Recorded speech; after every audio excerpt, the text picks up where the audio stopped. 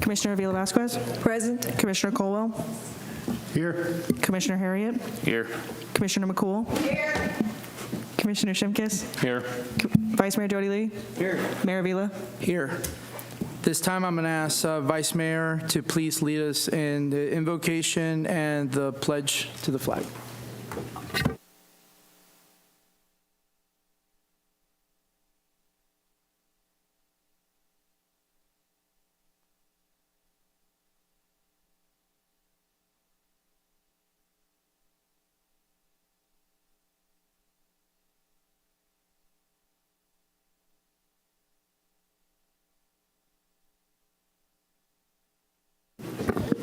All right, at this time, we're going to go ahead and move to the approval of the minutes. Approval of minutes of the regular commission meeting of March 25th, 2024, as presented. So moved by Commissioner Avila Vasquez. Second by Commissioner Corwell.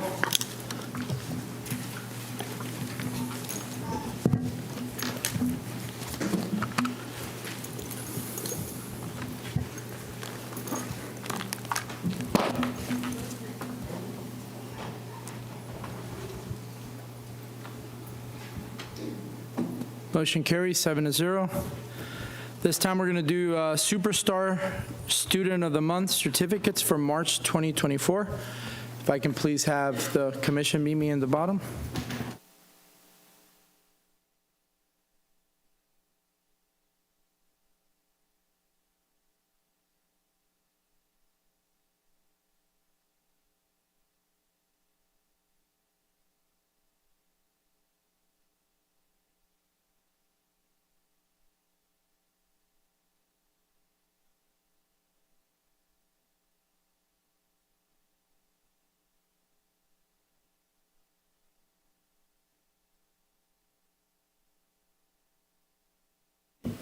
Kaylee Herrera, Discovery Elementary, 5th grade.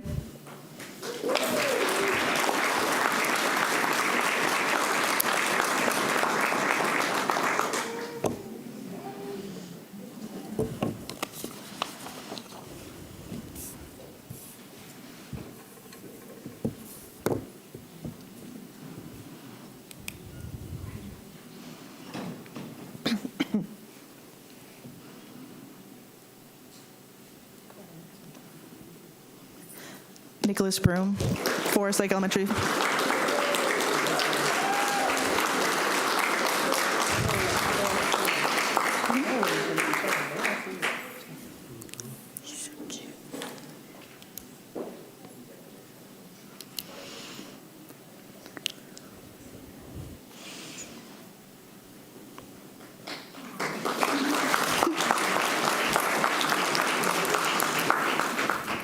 Diana Elise Santiago, Pride Elementary.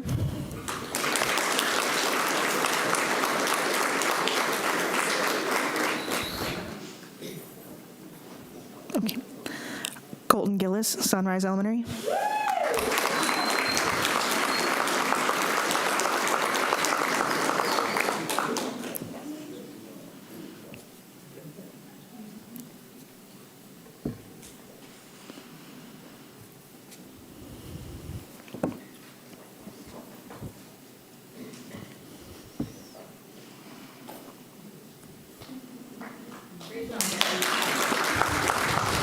Landon Tainter, Timbercrest Elementary.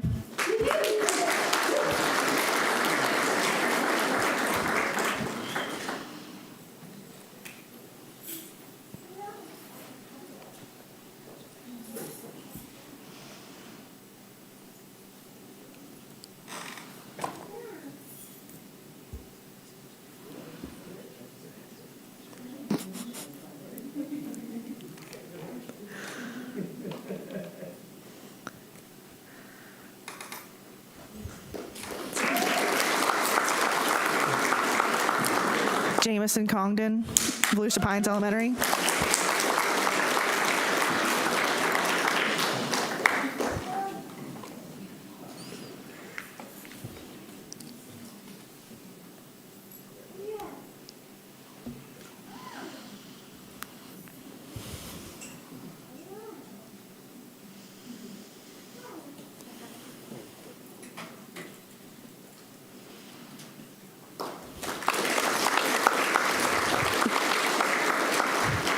Anthony Hummer, Galaxy Middle.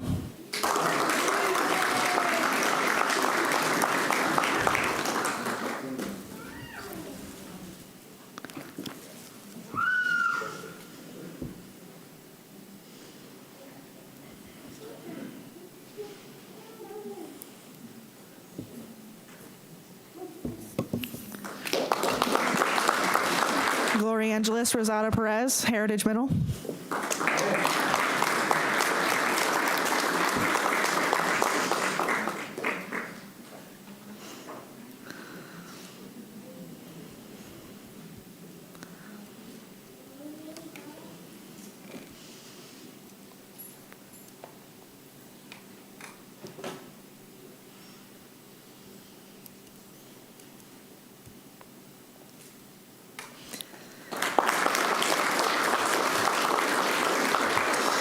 Morgan Smars, Deltona High.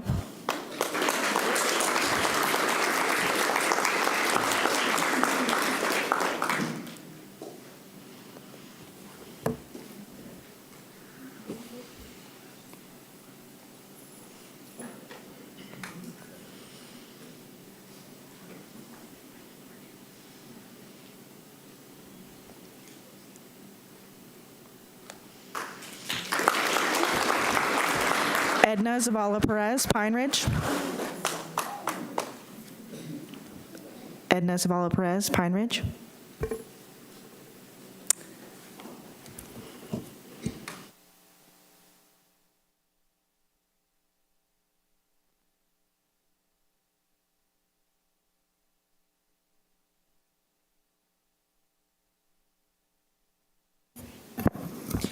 This time I'd like to invite Commissioner Davis and Harriet to do the water proclamation.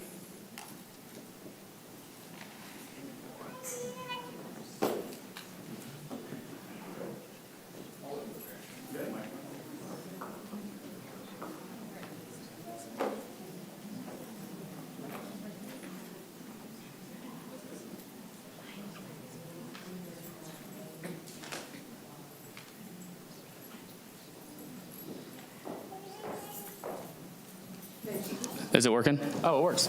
See? Whereas water is a basic and essential need of every living creature, and whereas the state of Florida water management districts and the city of Deltona are working together to increase awareness about the importance of water conservation, and whereas the city of Deltona and the state of Florida has designated April, typically a dry month, when water demands are most acute, Florida's Water Conservation Month, to educate citizens about how they can help save Florida's precious water resources. And whereas the city of Deltona has always encouraged and supported water conservation through various educational programs and special events, and whereas every business, industry, school, and citizen can make a difference when it comes to conserving water, and whereas every business, industry, school, and citizen can help by saving water, and this promote a healthy economy and community. And whereas outdoor irrigation comprises a large portion of water use, the city of Deltona will encourage citizens and businesses to focus on improving outdoor irrigation efficiency. Now, therefore, we, the City Commission of Deltona, Florida, do hereby proclaim the month of April 2024 as Water Conservation Month.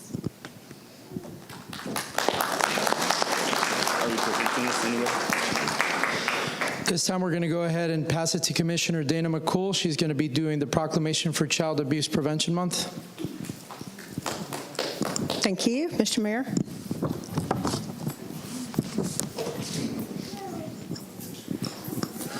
Whereas Florida's future depends on nurturing the healthy development of our children, and whereas the abuse and neglect of children can cause severe, costly, and lifelong problems, and whereas every child has a right to be a safe, healthy childhood where they are educationally and developmentally on track, and whereas research shows that parents and caregivers who have support system and know how to seek in times of trouble are more resilient and better able to provide safe environments and nurturing experiences for their children. And whereas individuals, businesses, schools, and faith-based and community organizations must make children a top priority and take action to support the physical, social, and emotional and educational developmental and competency of all children.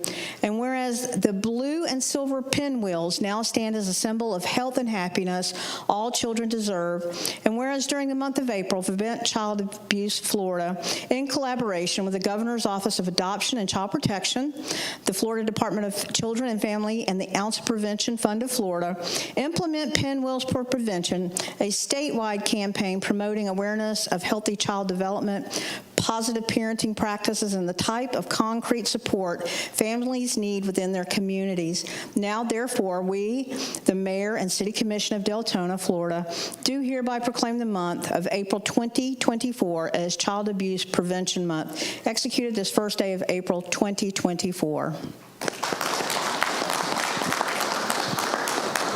Thanks. We're going to go ahead and hand it to Commissioner Avila Vasquez for the National Buccaneer Day proclamation. Thank you, Mayor. This proclamation is for the Borinqueniers. Whereas the Army Appropriation Bill created in Congress on March 2nd, 1899, authorized the first body of native troops in Puerto Rico, and whereas the Puerto Rico Provisional Regiment of Infantry was organized in 1901, and during World War I, the infantry defended the Panama Canal, and upon their return to Puerto Rico in 1919 was renamed the 65th Infantry Regiment. They were also given the nickname the Borinqueniers after the original Taino Indian name for Puerto Rico, Borinquen. And whereas in 1950, after arriving in Pusan, Korea, the 65th Infantry joined the United States 3rd Infantry Division and were amongst the first infantrymen to meet the enemy on the battlefields of Korea. And whereas the 65th Infantry bravely defended their regiment against the Chinese People's Liberation Army, who had joined the war on the North Korea side, allowing the U.S. 1st Marine Division to retreat back to Hungmen, averting a potential catastrophic disaster. To this day, the U.S. Marine Corps holds a special affection for our Borinquenia heroes, and where the motto Semper Fidelis and Honor was, I hope I said it right, was born, a Latin motto which translates to always faithful. And whereas the 65th Infantry was awarded 9 battle campaign awards for bravery, and over the span of World War I, World War II, and the Korean War, the 65th Infantry earned 10 Distinguished Service Crosses, 258 Silver Stars, more than 2,700 Purple Hearts, and many other individual awards. On June 10, 2014, they were awarded the Congressional Gold Medal, representing the highest expression of national appreciation for distinguished achievements and contributions. And whereas the 65th Infantry fought bravely as they loyally defended America against all enemies while facing discrimination, segregation, and unusual obstacles.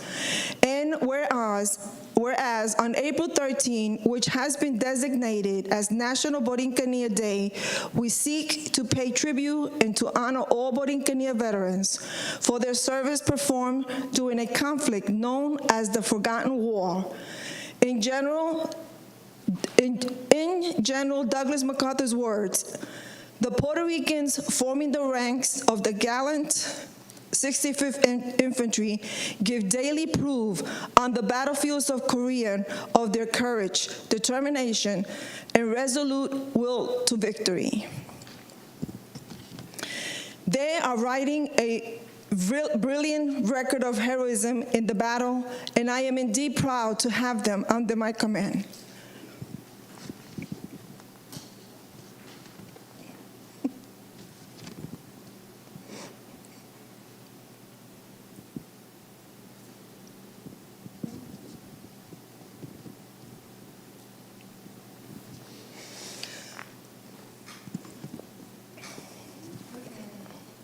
I lost 2 uncles in this war.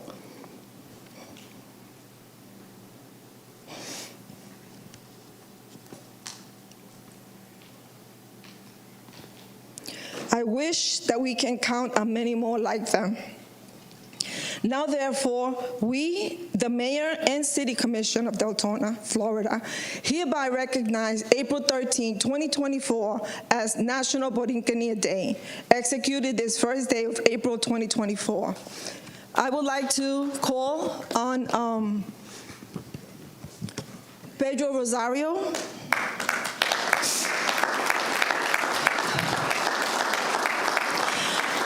Pedro is a private first-class Army veteran, American Legion Post 255 First Vice Commander, currently serving as Commander until our former Commissioner Lauren King returns back from his surgery.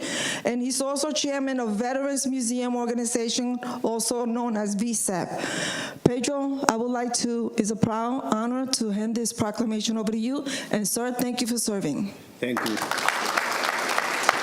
I'm so proud to receive this honor on behalf of my Borinquen brothers, and we never leave no one behind.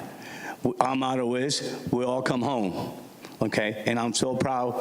I'm very, very proud. Thank you so much.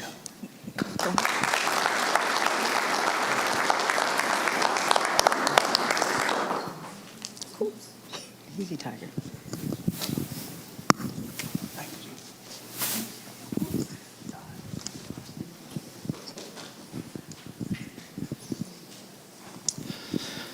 Right. Last but not least, we're going to do a special presentation, and I'd like to call up, and I apologize from the get-go if I butcher these last names, but Ms. Sarmiento and Ms. Krupinski. Did I say that right? If you can please come to the front, and let's give them a big round of applause, please. So we want to congratulate both these teachers. They were winners of the 11th Annual Crystal Apple Awards celebration that was hosted by the DeLand Greater West Volusia Chamber of Commerce. The Crystal Apple Awards celebrated and honor our West Volusia educators, recognizing them for their excellence in preparing the future of West Volusia workforce.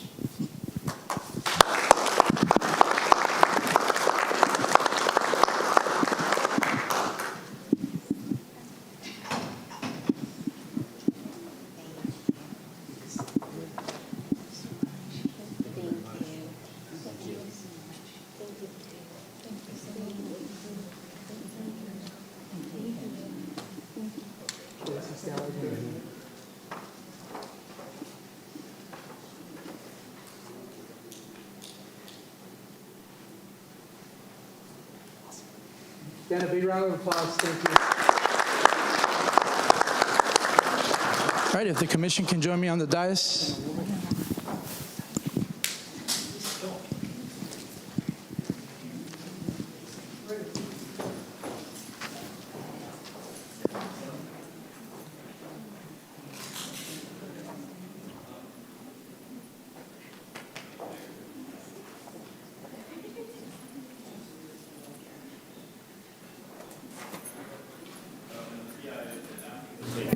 Yes.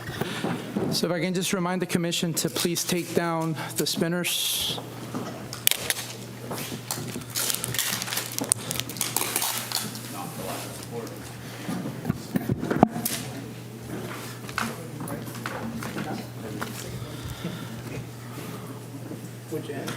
This time we're going to go ahead and move to the presentation quarterly reports of City Advisory Boards Committee. Ms. Rafferty. These are just your annual quarterly reports. They're all written reports. There is nobody here to present them today. Okay. Do you need us to do anything on these? No? All right. This time we're going to go ahead and enter into public forum. Terry Ellis, please.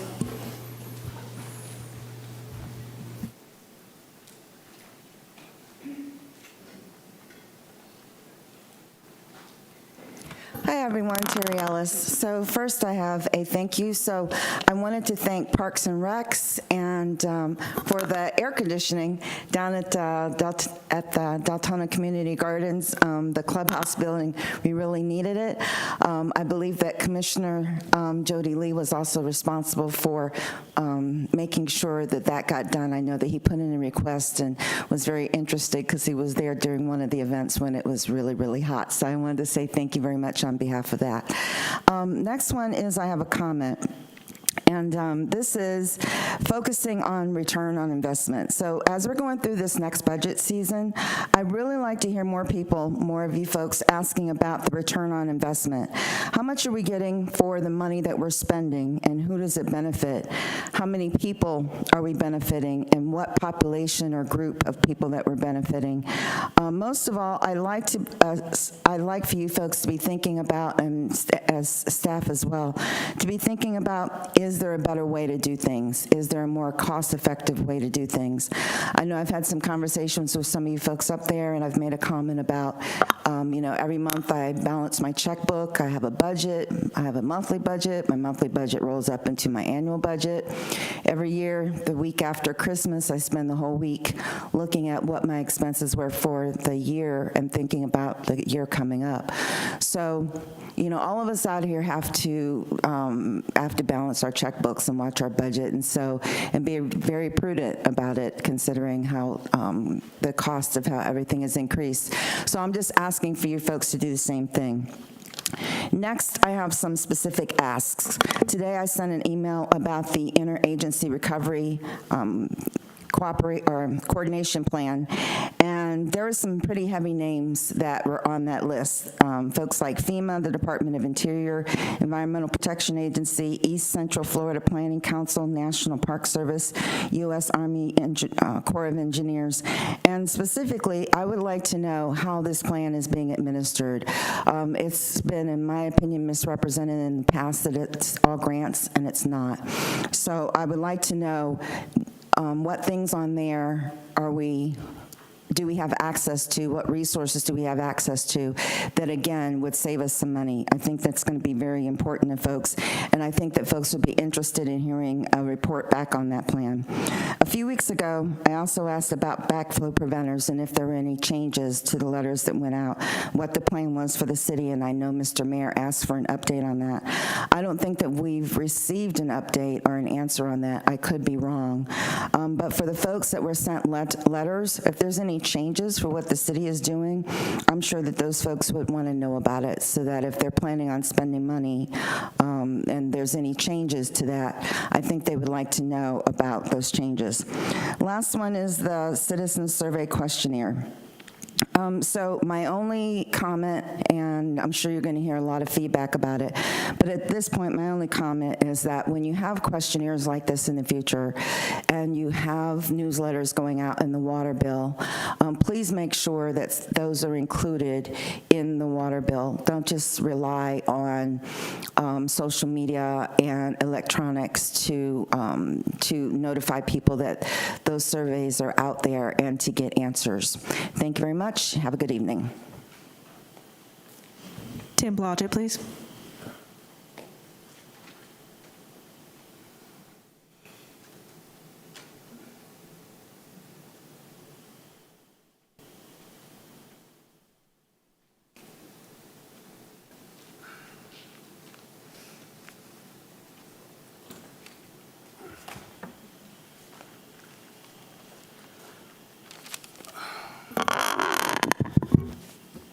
Okay. So we're going to have a Southern Rock kegger in the middle of a residential area with a bunch of bikers. Now that's the Florida I remember back in the 1970s. Way to go. Anyway, somebody lost a pen. Might have been me. Okay, my only peeve tonight has to do with this, these, what are we calling them? Donations, scholarships, whatever. When I went to college, you got a state and a federal grant. I don't know what the state grant is in Florida, but it's probably the same, no different than where I came from. And the federal grant is the exact same thing that I had way back in my day. That covers just about everything except books. Now, in my case, I had to pay $500 for books. The same books today, given digital media and all that, are probably no more than $1,000. So what else are we funding here? Are we sending people to state schools, or are we sending them to universities that their costs have far exceeded cars, cost of living, groceries, the works? So what are we doing here? If we take a look at some of the statistics here, well, 26.6% of the people in Deltona are over 65 years or older here, and most of them are subject to having fixed incomes. Sorry, I can't see too well. We got, 11.1% below the poverty level, and we'll get back to that later. We have notable people that came out of Deltona, according to Wiki Encyclopedia. We've got one basketball star, Major League Baseball player star, a Steelers quarterback, 3 local government figures, including 2 mayors. Are you going to be number 3? So that would be, as Terry pointed out, return on investment. These scholarships are investments. Normally, I don't take offense to it, but I took a look at the spreadsheet, and I know spreadsheets. The spreadsheet I saw is full of favoritism, and I also saw some prejudice and some bigotry. Asians do better in academics more so than anybody else in the country. We only had one Asian kid on there, and that kid had the highest and the lowest score. How did that happen? Do you people not have any standards? I mean, really, think about it. I'd be embarrassed. And then to add insult to injury, it's hard enough for a kid to get on that list. And then you want to rank them for who's going to get $3,000 versus $1,500? I don't think any of you guys, well, not you, but the committee, I don't think anybody on that committee is qualified to rank anybody. And I really don't appreciate being part of being prejudiced and oppressing a bunch of school kids. It sucks, and they suck. Anyway, so that's where I am on that. As far as return on investment, I'd also like to know how many of these scholarships we gave out and returned us a city manager. That's it. Have a good night. Lindsay Briones, please.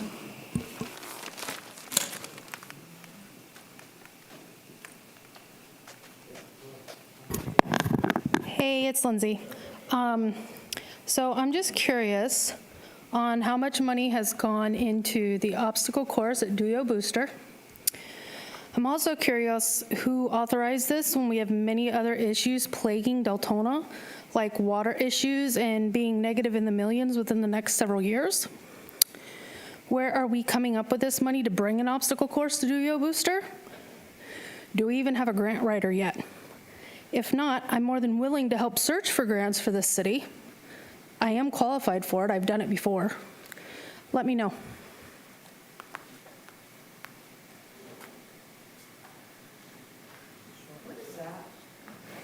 That ends public comment.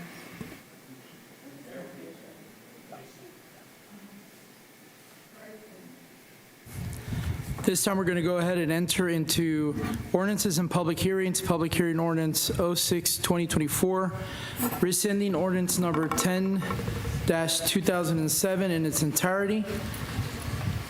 City Attorney, do you want to read? I know, Mr. Mayor. I just wanted to give a little introduction on this. Sure. The fire marshal had met with me to discuss two old ordinances we had from '07 and '09 that directly affected the inspection situation that had been preempted by the state with regards to home occupations. And when we started looking at the two, it was clear that we had two ordinances that were providing a lot of duplication.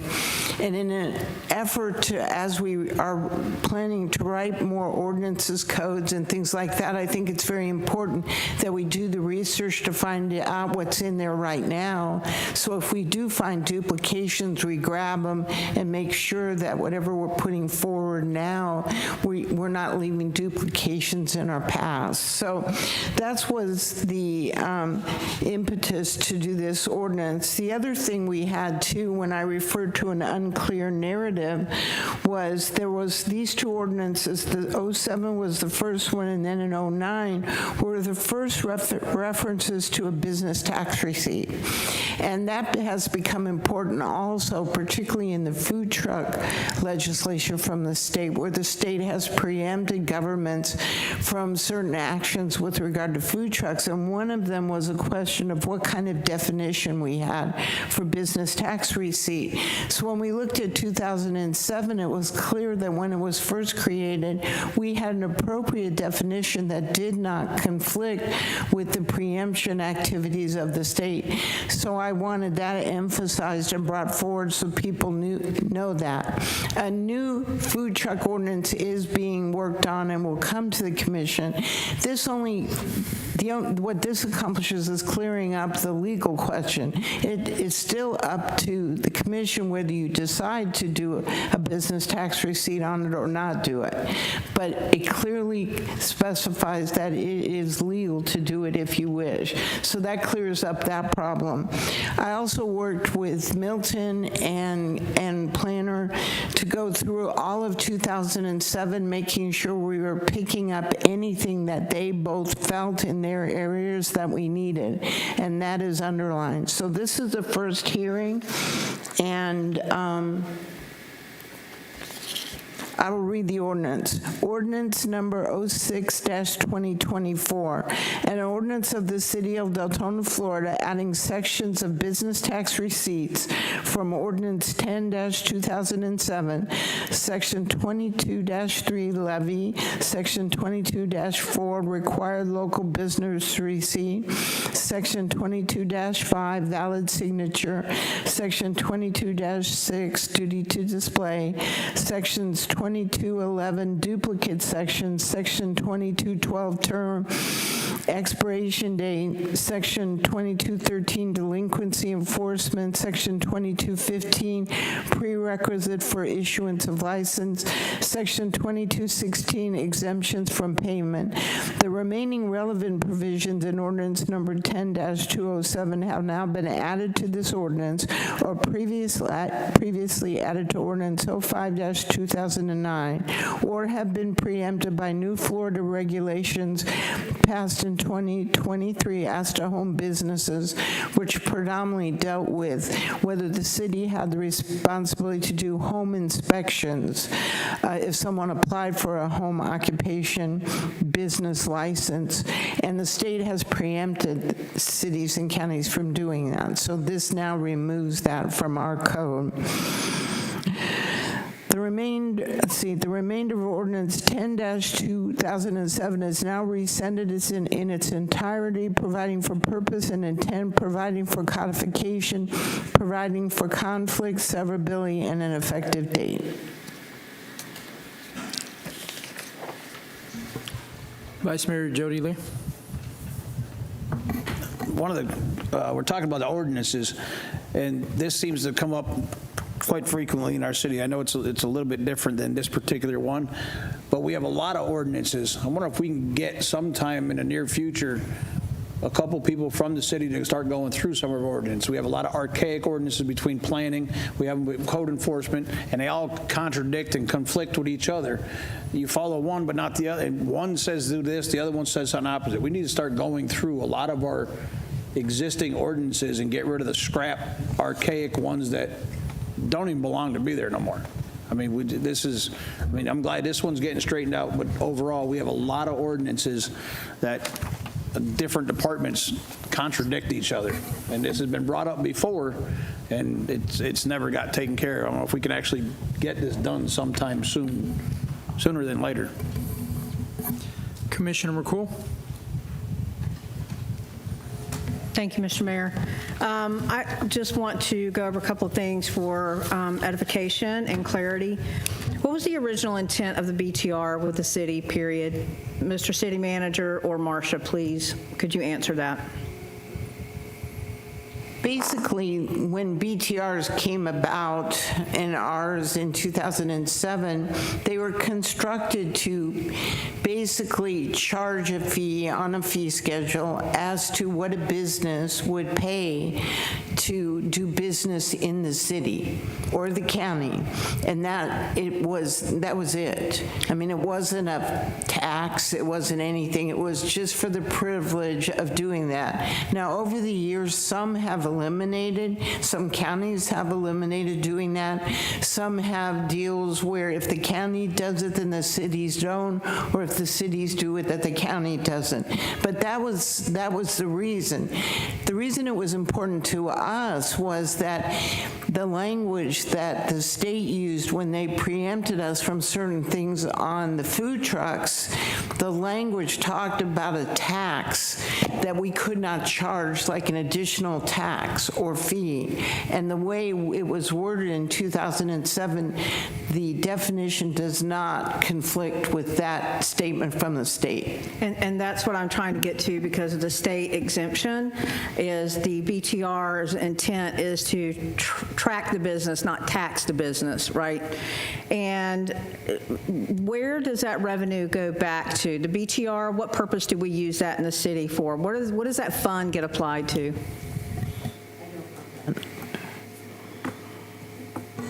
It goes back into the general fund for various purposes. Yes, ma'am. Annually, what is that revenue for us about approximately? Does anyone know what that BTR revenue is per year, I guess? Okay. No, I'm not sure the exact total, but we can get it for you. Okay. What other businesses in Deltona would be exempt from BTRs?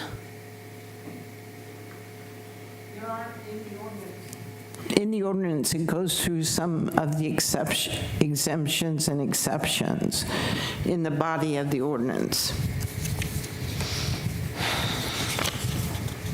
What is the BTR for the food trucks? The amount, how much does it cost? Right now, we are not charging them because there was a question that was raised at the time as to whether we were preempted or not. No, what is the proposed? They're working on a draft right now. So I know that the duplicates are $10, so was it 25 annually, 50 annually? Do you know about approximately? I know in some other places when we were doing research, some of them were like about $100 a year on food trucks. So, but we do not have one. Was that Daytona? Okay. No, that was Sanford. Okay. Thank you, Madam Attorney. Thank you, Mr. Mayor. Commissioner Harriet? Mr. Whitcomb, do we know how much it costs to, in staff time and everything associated with the business tax receipts to issue them and maintain them? Well, staff time, typically, it just depends on what the business is, but typically somewhere between 30 minutes and an hour to look up the business, make sure that they're in compliance, anything that would be needed for that business tax. So I would say somewhere around an hour time. Is there any ongoing activity associated with them? Yes, and then also if you have to go out and check the business, make sure that they have the business tax receipt. That's something that we're working on now, is to be a little more diligent with that. So then we've got equipment time and additional labor. Yes, if they have to drive out to the location, if they can't handle it over the phone, obviously you would have a vehicle and travel time. Do we know if our fees are covering this cost, or a portion of it? I think it's just covering a portion of it. It's not covering the whole thing. Okay, thank you. Vice Mayor Jody Lee. One more. If someone's doing business in the city and they don't have the business tax, the BTR, what's the punishment? Is there anything happen to them for running a business in our city without a BTR? There are provisions in the ordinance, a process to go through, probably with our special magistrate. In the new one? No, even in the existing one. Well, because I know there was a bit McDonald's in our city when I went 2 years without a BTR. I know. And nobody did nothing. But I can guarantee you, there's people that might have a small business, and they'd be having their feet to the fire. There was another business in town that BTR, and nothing ever happened to them. But again, if someone had a small mom and pop store, you can bet code enforcement would be knocking on their door. Well, and I would just respond that, I mean, we found that we had duplicative ordinances. Right. So this is trying to at least streamline the process. Then the next step is to make sure that the folks that are enforcing it understand what the rules of the game are and that everybody's treated the same. Right, but the issue I've seen in the past is nobody's enforcing it. Because if you have a business that's in the city doing business and they're allowed to keep going for 2 years and nothing happens, that means we're not enforcing our own ordinances. So why keep doing ordinances if we're not even going to enforce them? Or selective enforcement. That's my issue. But I mean, if we're going to actually enforce it, I'm all in favor, but we have to enforce it, and we have a history of only enforcing things when somebody makes us mad. That's all. Commissioner Colwell. Yeah, I just want to be clear that we're going to vote here to rescind the portion of the inspections only, correct? Yes, and this is just the first hearing.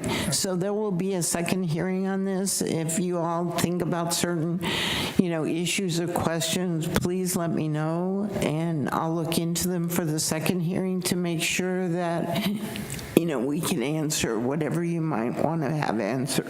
If nobody has any other questions, I'd like to make a motion to approve. I will come back with you on that. Let me just get public comment. Public comment. Mr. Shimkus, no. Go ahead. Kathy Ryan, please.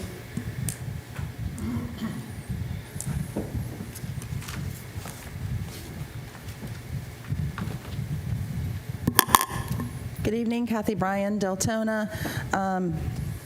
This might not be the thing for right now, but later on, when it comes to business tax receipts for small home businesses, the county does, there is a tax receipt for county.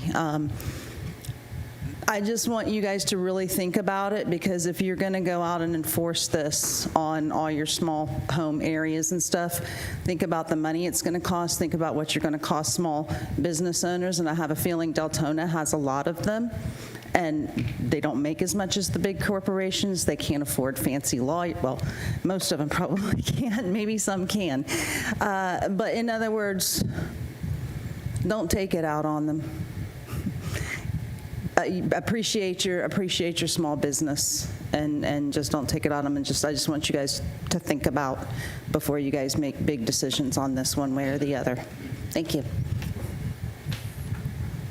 That ends public comment. Commissioner Colwell. Yeah, I'd like to make a motion to approve ordinance 06-224, rescinding ordinance number 10-2007 in its entirety, ordinance number 05-2009, previously replaced most of the provisions found in ordinance number 10-2007. The remaining provisions in ordinance number 10-2007 have been added to ordinance 06-224, or have been preempted by new Florida regulations passed in 2023. Motion by Commissioner Colwell. Second by Vice Mayor Jody Lee. Can you please reread the ordinance again? Yes, Mr. Mayor. I can get them. Ordinance number 06-2024, an ordinance of the City of Deltona, Florida, adding sections on business tax receipts from Ordinance 10-207, Sections 22-3 levy, 22-4 required local business receipt, Section 22-5 valid signature, Section 22-6 duty to display, Sections 22-11 duplicate sections, Section 22-12 term, expiration date, Section 22-13 delinquency enforcement, Section 22-15 prerequisites for issuance of license, Section 22-16 exemptions from payment. The remaining relevant provisions in ordinance number 10-2007 have now been added to this ordinance or previously added to ordinance 05-2009 or have been preempted by new Florida regulations passed in 2023 as to home businesses, Florida Statute 559.955. The remainder of ordinance number 10-2007 is now rescinded in its entirety, providing for purpose and intent, providing for codification, providing for conflict, severability, and an effective date. Thank you.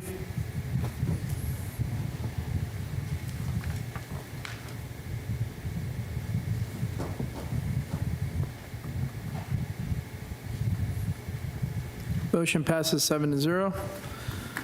This time we're going to move to new business. Request for approval of recommendations for scholarship awards from William S. Harvey Deltona Scholarship Advisory Board.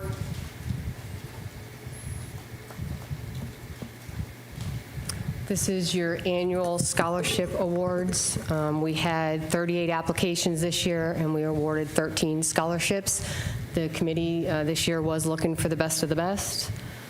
They do rank them using the application which was attached, and the schools that they go to have to be within the state of Florida. They can be accredited. They can be, they're accredited schools, but they can also be trade schools. They added that several years ago.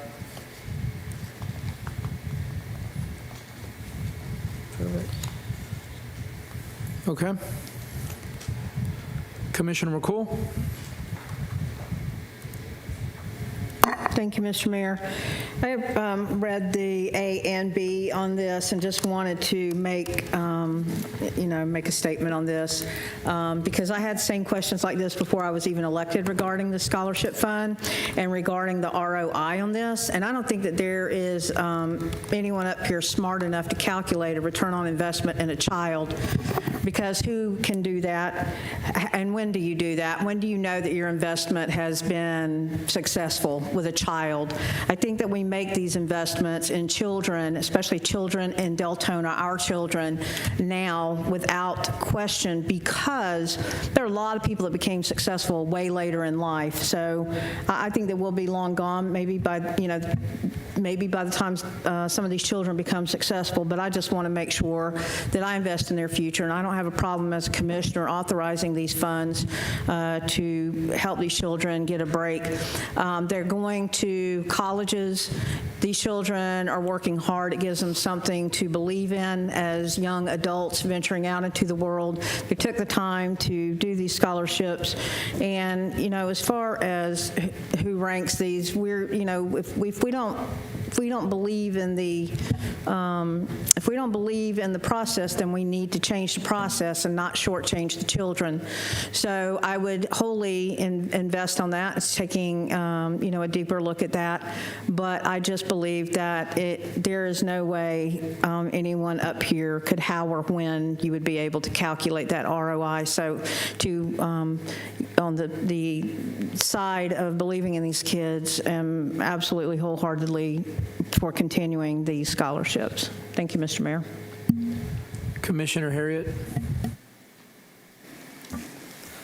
I'm going to treat these two items as one, and I'm going to start with saying that I support our youth, but I have a challenge with the city being responsible for identifying who gets and who doesn't get. A couple thoughts on these two items. I would be more favorable to this if we supported a nonprofit that took care of the administration of the program.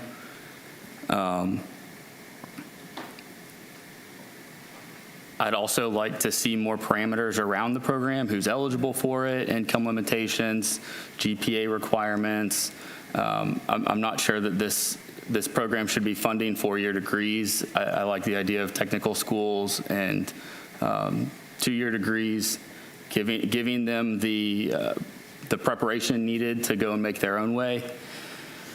The state already has a very successful program through the Bright Futures Scholarship with a dedicated funding source through the lottery. And so I don't know where we've got, how much overlap there is between what we're doing and what is out there and available through the state program. Those are my thoughts. All right. We have a lot of people on the board.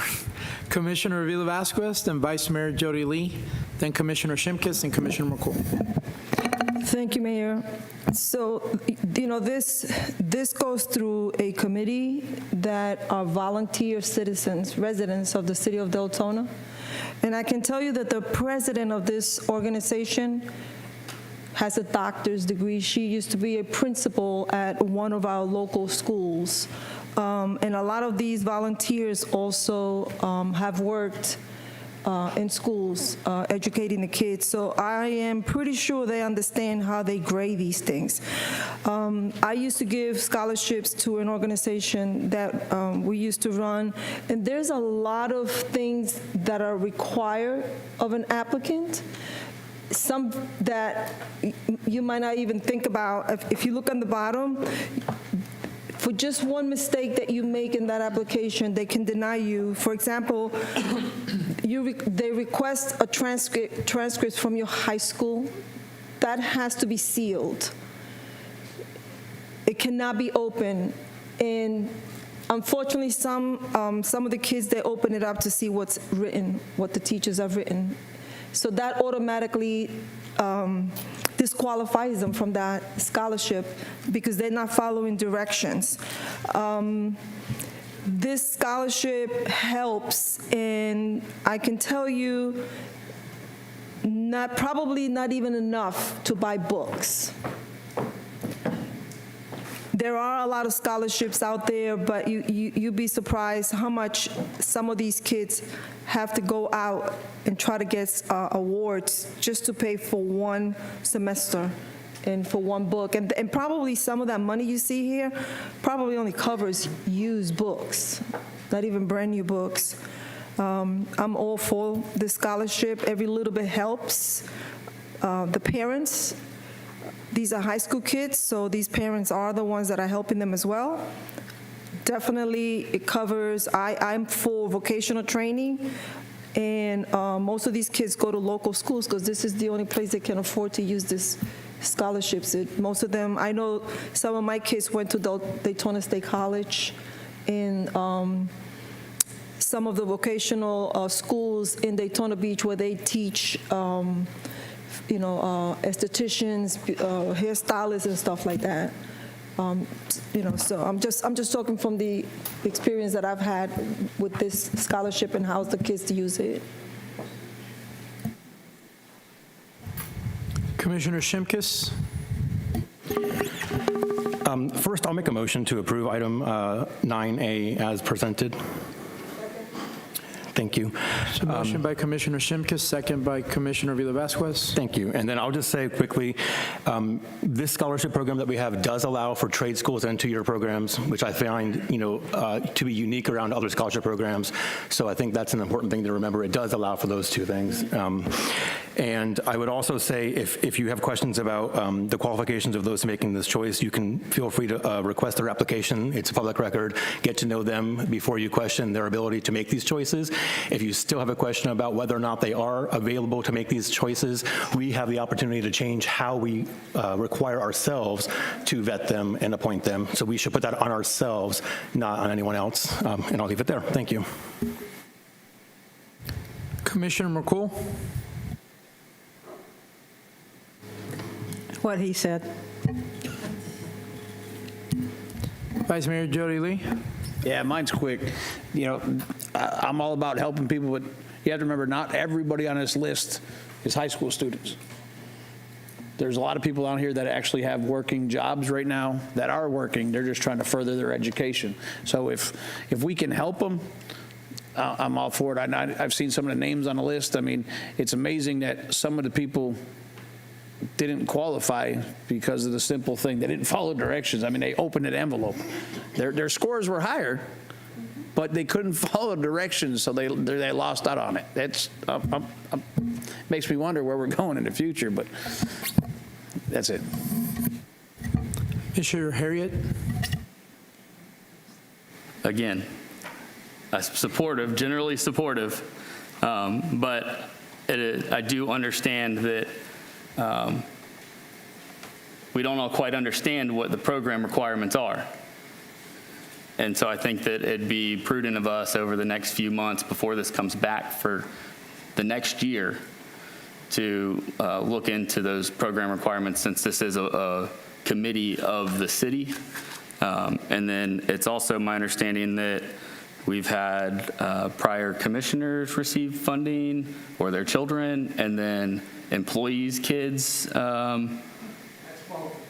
receive funding through this program. So I think it just, again, supportive of it. I think we just need to look a little bit more. It'd be prudent of this commission to make sure that it's helping the people that really do need it the most.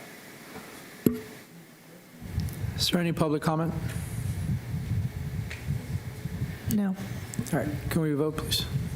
Just a side note, the application is reviewed around October so that we can get it out in November. So they have, I think, 3 months to actually have it. So we would, if you have feedback on the application, which is attached to your agenda memos with all the requirements, just let us know prior to that so we can present it to the board. And yes, the entire board is in the educational, career, business world, whatever. There is one new person, and I couldn't speak for that person. I have not met her yet.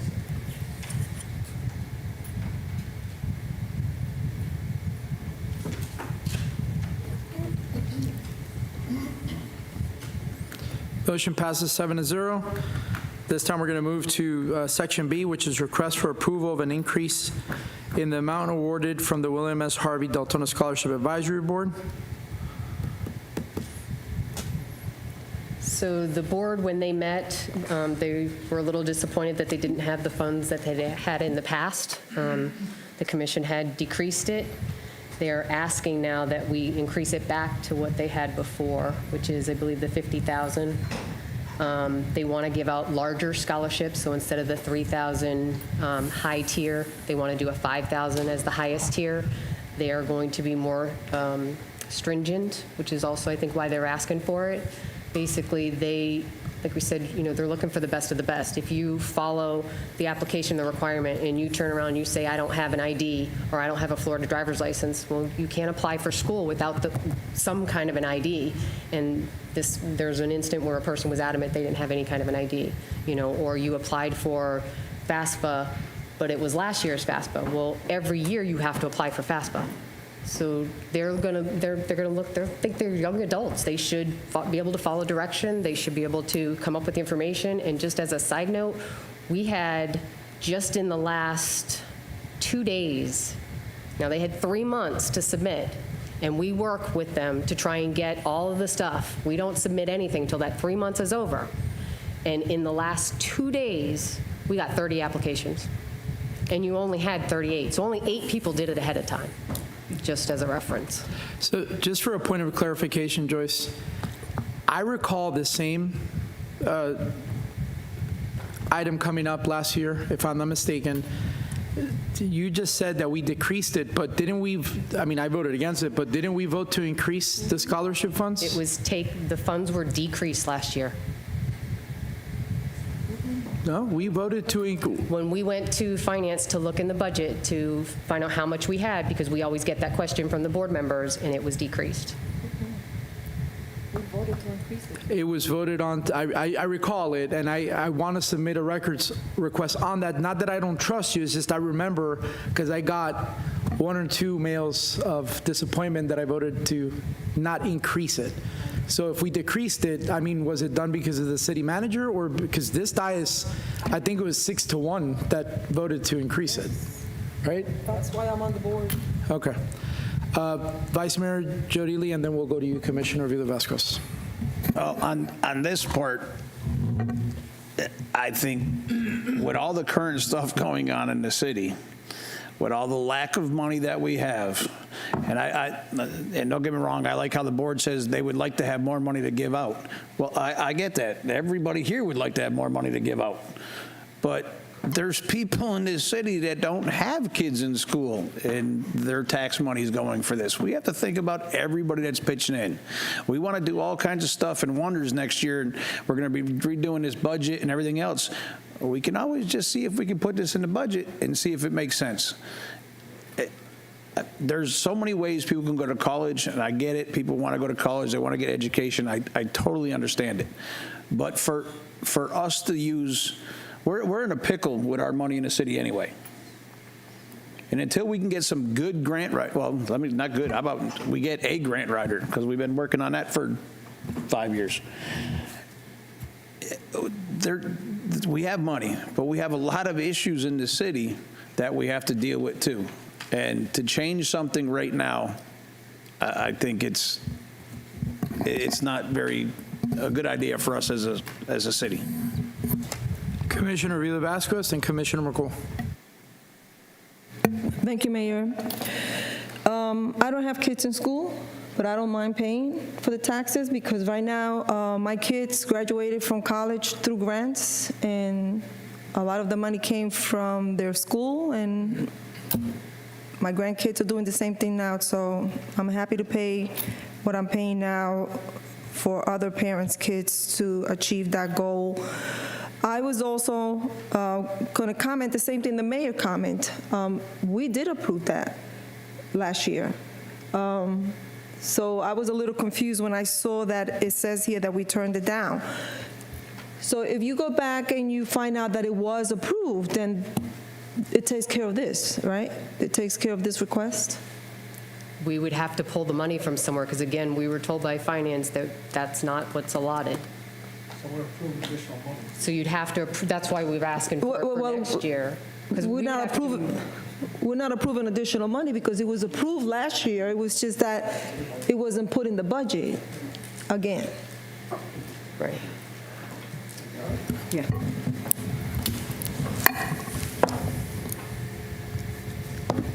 Finance would never make a mistake. Mayor, if I may, jump in for 1 second.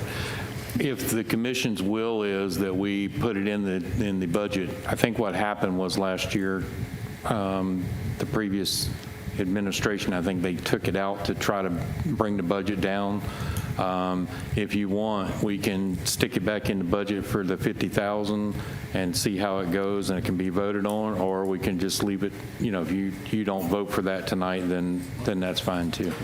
Respectfully, this should be in the budget regardless, but at the same time, the commission gave direction to the then administration, and he took it upon himself to do whatever he wanted. That's the issue that we are now faced as a commission. And it's just not this, Mr. Whitcomb, is multiple things. I mean, one of the requests I'm going to ask for towards the end is, what are we going to do to make up for that downfall that we have in our current budget? So it's starting to get extremely frustrating because at the end of the day, our employees look bad and we look bad.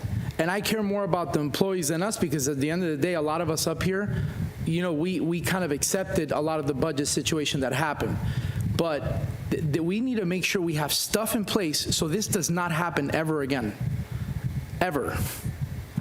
Commissioner McCool and then Commissioner Shimkus. I am just wondering, until we have clarification, if maybe we could table this part until we get clarification, because here's the thing, I am fully aware of what our budget constraints are, but I'm also fully aware of the commitment that we made, and if there has been a mistake, if there has been, we need to honor that commitment that we made, but I would like to table this, if I can get consensus on that, until such time before the next commission meeting that we get clarification on this, if that would be the will of the commission. We can go to Commissioner Shimkus, and then if you want to make that motion, we can go there. And then I have you on the board as well, Commissioner Villa-Vasquez. Commissioner Shimkus would have to rescind his motion. And correct. Okay. Commissioner Shimkus? To be clear, I have no motion on this item. My motion was only for item 9A. It was only for A, correct. Yeah.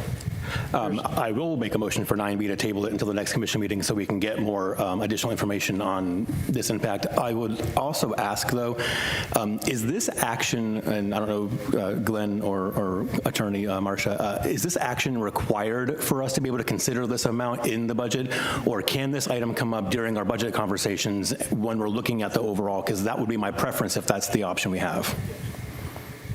Yes, it can. Yes, it can come back in the budget process. Okay, then I will let my motion stand and ask that we get more information about what happened in the last vote, why things went the way they did, and we will then, at that time, consider how to move forward with it, but that would be my preference. Thank you. There's a motion by Commissioner Shimkus. There's a second by, who was it that said that? Sorry, Commissioner Villa-Vasquez. We have Commissioner Harriet, Commissioner Villa-Vasquez, and then we'll go to public comment. Sorry. You're good. I don't have any more comments. Okay. Other than, well, can you restate what your motion was? Yeah, the motion is to table this until our next commission meeting and have more information brought forward about what happened in the past. With the schedule so busy over the next 2 weeks with city manager selection and whatnot, can we table it for the meeting after that? I'm fine with that amendment. I'm fine with that amendment. Yeah, the 1st of May. Sure. Thank you. Commissioner Villa-Vasquez? Thank you, Mayor. Joyce, will this affect the new? It won't affect this year. It won't affect, so this is for next year? Okay, thank you. Okay. Public comment, please. Jim Pesci, please.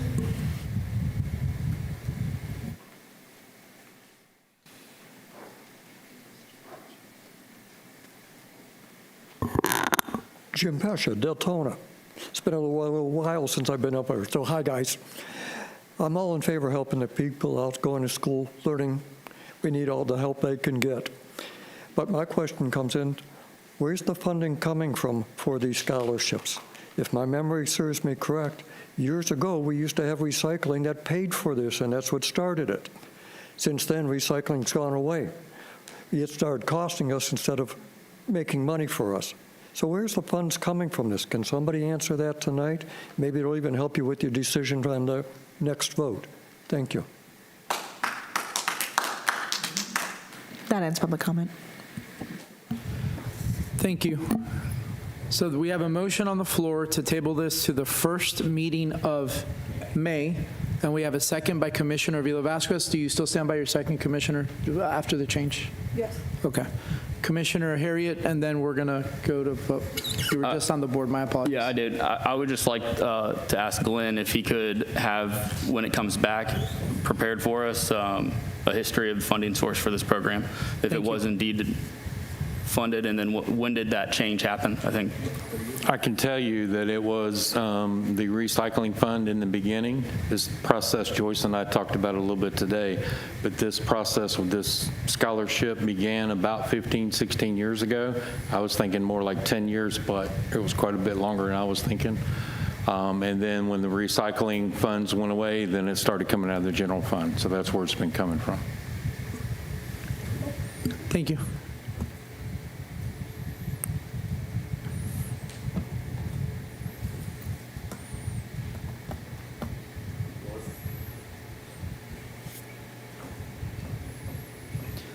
The motion to table it passes 7-0. This time we're going to go to section C, request for approval of veteran Enforcers Motorcycle Association's Deltona Memorial Day Ride event. Mr. Manning?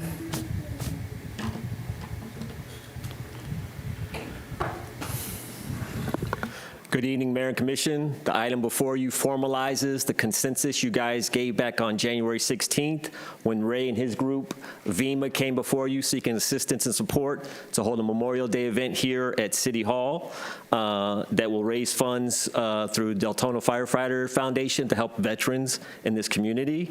So this just formalizes that agreement. The event will start off with a bike ride that will go around the perimeter of the city.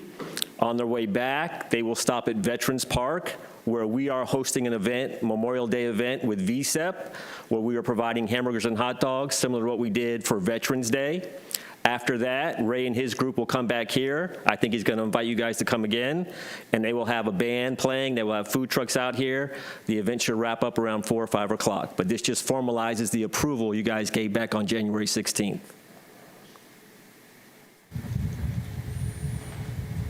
Any Commissioner McCool, then Commissioner Harriet. Are there any public comments? Let me just ask that first. No. We've approved, we've talked about it, have site plan. I just want to make a motion to approve this. We've discussed it, so I want to make a motion. There's a motion by Commissioner McCool. Second by Vice Mayor Jody Lee. We're going to go to, are you done with your comments? Yes. Commissioner McCool? Commissioner Harriet? Don't apologize, you can talk. I just want one point of clarification. Is the money, the proceeds, are they being donated to the firefighter fund? Or what are they getting, what's happening with the proceeds? Because I didn't see anything in the agenda. They are going to the Firefighter Foundation Fund, but will also benefit. That money that they're collecting for this will go to help the veterans that are part of Ray's group and Deltona veterans, and West Volusia actually as well. Do you mind sharing the name of your organization with us, the nonprofit? Yes, Veteran Enforced Motorcycle Association. We are a nonprofit. We do have paperwork associated with that as well. Excellent. Thank you very much. And if any of you guys are motorcycle riders, we'd love to have you on board with us. Yes. There you go, Dana. Yeah. Commissioner Vila-Vasquez? Yes, I also just want to add to that the motorcycle ride will be escorted by the Sheriff's Department bike riders. They're also sponsoring the event. And one of the other biggest sponsors is also Florida Health Source here in the city of Florida, among Florida Health Source? Family Health Source. Family Health Source, Florida. So they have a huge sponsors. Some of the funds that are going to be donated to the fire Foundation is going to help with the back to school drive, which we do every year, and also the Christmas toy drive yeah. So good. So then this year you can come and help us pack.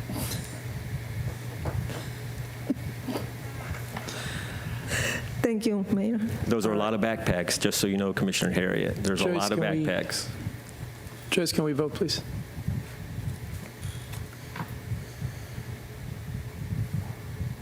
No, I don't like bikers. The motion passes unanimously, 7-0. Thank you. Thank you. Thank you for your organization and what they're doing for our community. I appreciate it. Also, as well, if this goes successful, hopefully this can be an annual thing. Thank you. All right, we're going to go to Section D, request consideration and approval for the bid received from AG Pfeiffer Construction Company, Inc. of Daytona Beach, Florida for the Upland Phase 1 site restoration efforts associated with the 4B project in the amount not to exceed $144,781. Ms. Wallace. Good evening, Phyllis Wallace, Public Works. This is Phase 1 of the closeout of the 4B project, which we know was not successful in its construction activities. This is strictly to restore the vegetation on the upland side, which is in front of the Little Red Schoolhouse and the Arts Center building, which is not being used right now. That's solely what this will do. It will include restoration of the roadway so that we can close out our right-of-way use permit with Volusia County. It will also do a restoration of the Shell parking lot for the boat parking, excuse me. The second phase of this, which will be coming back to you, is the design to get the boat ramp reopened, reestablish the seawall. But this is just phase one of this. We want to get the vegetation back so that we can have a nice complement to what was out there. Vice Mayor Jody Lee.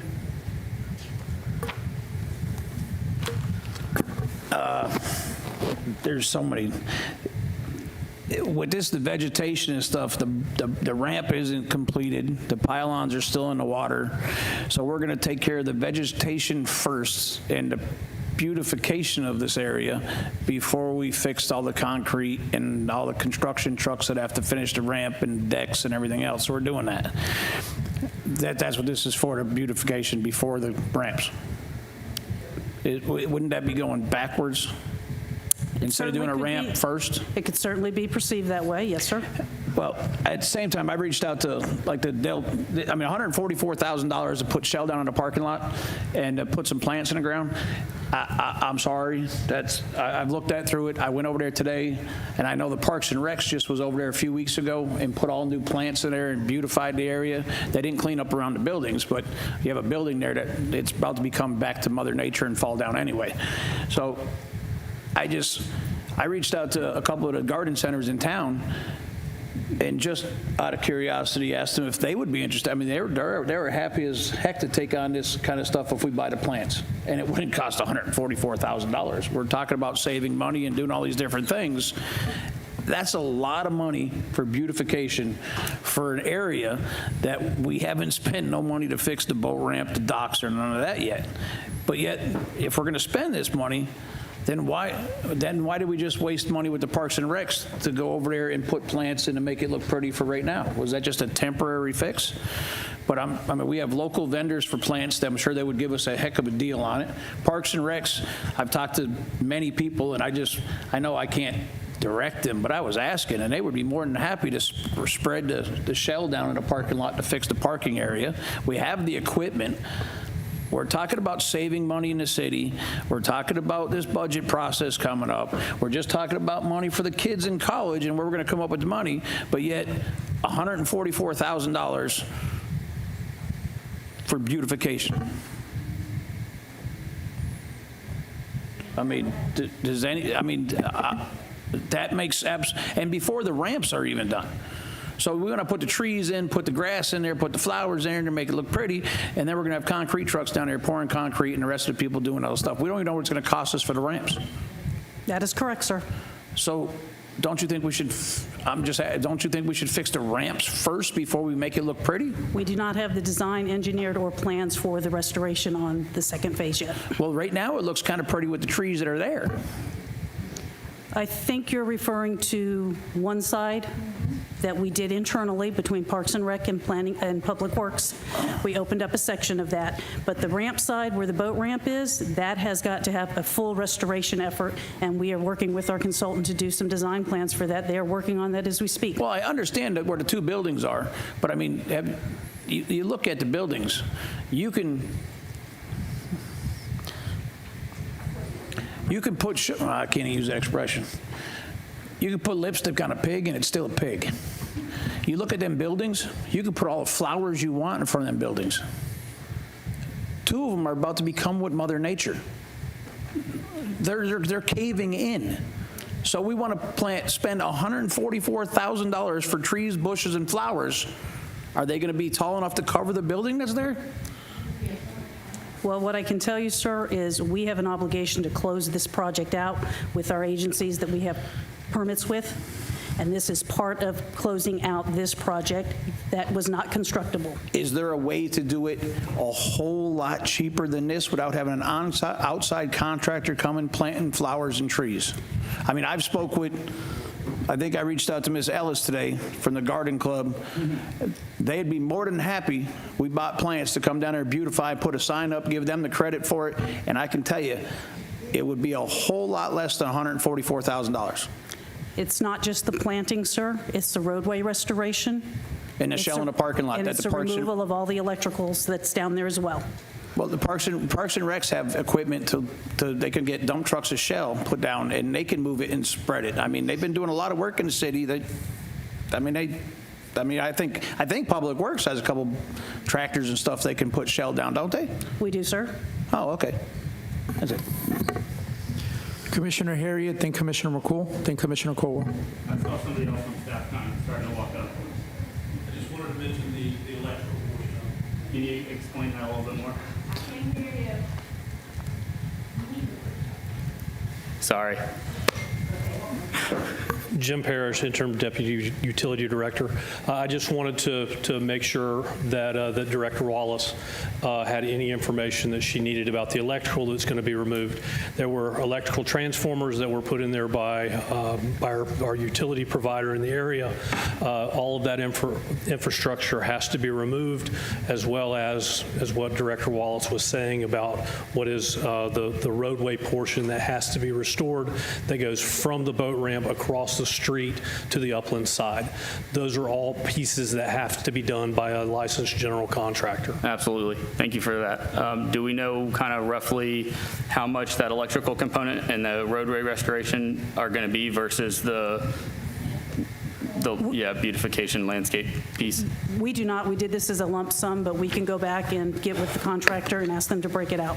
Okay, some of the challenges I have with this are I don't see anything relating or regarding the landscape plan in the agenda item. What plants are we talking about? Are we talking about native plants? Are we talking about plants that came out of there, the same type, eco-type plants that came out of there? The plant material that was designed is to replicate what was there, not in size, obviously. We cannot replace a 36-inch diameter at breast height live oak, but to replicate what was there in type and in location so that over time it would restore back to what it was before the construction. And when are we looking at getting this work done? If we're issuing the notice to proceed here within the next week or two, what time frame would they be looking to begin planting? They would be looking to begin planting as soon as this is approved. In the middle of the dry season? Yep, and their contract requires that they water everything in, and it has to be established, and they are responsible for that, sir. How often are they going to come back and rewater it? Based on the contract for the plant material to become established. So they will probably be there in the dry season every day, either doing watering with the truck, or they're going to put bags, and they'll make sure that the bags are filled. And which department? Would it be your department that is responsible for signing off and making sure that everything is alive and well and established? Yes. What do we have parameters for that? Are we looking at 90 days? We looked at 90 180? days, that is correct, but we will make sure that before we sign off on it, they will be providing a bond to us, and if something has not established itself to our satisfaction, then we will not release that bond. Okay, and then final question. Well, actually, I've got a final question and then some comments. How much of this is going to get destroyed during the completion of the remaining phases? Because I did not give you a copy of the landscaping plan, the parking lot will probably be used somewhat during the restoration of the shore side, but where this planting is going is predominantly more towards the north and west of the uplands. So out of the work area for the remaining phases? Yes. Okay. And have we explored opportunities with the Garden Club or the Native Plant Society or any of those? We have not. We put this out for bid, and it says in the agenda memorandum that we did it as a non-mandatory pre-bid to encourage other people so that we didn't discourage anybody, and we only had one bidder. Understand. I do think this would be a great opportunity to partner with the Native Plant Society or the Deltona Garden Club or any of our other community groups that we could highlight here. Commissioner McCool. Thank you, Mr. Mayor. Thank you, Mr. Mayor. I was trying to, I'd gone through my packet, and I would just request the breakdown here because I do believe there's cost-saving opportunity here. So again, with this, I understand that we're trying to get this redone, but I as well would like to see a cost breakdown to see what maybe we could entrust community with and what we need to have done professionally in sake of, you know what I mean, of cost savings here. So, you know, it would just be my recommendation or my wish that, again, this is tabled until we could please get that breakdown. We could make a more informed decision, you know what I mean, to recommend what parts we would be comfortable with farming out and what parts we would need to be handled by a professional bidder. I see who's doing the landscaping. I'm familiar with their work. And I know that some larger stuff has to be done, but that would be my feeling, is to table this until we got that information back so we could make an informed decision. I would like to make a motion at this juncture to table this until such time certain within the next month. I just say 30 days that we get this information back so that the commission can explore opportunities for cost savings. Second that. It's a motion by Commissioner McCool, second by Commissioner Corwell.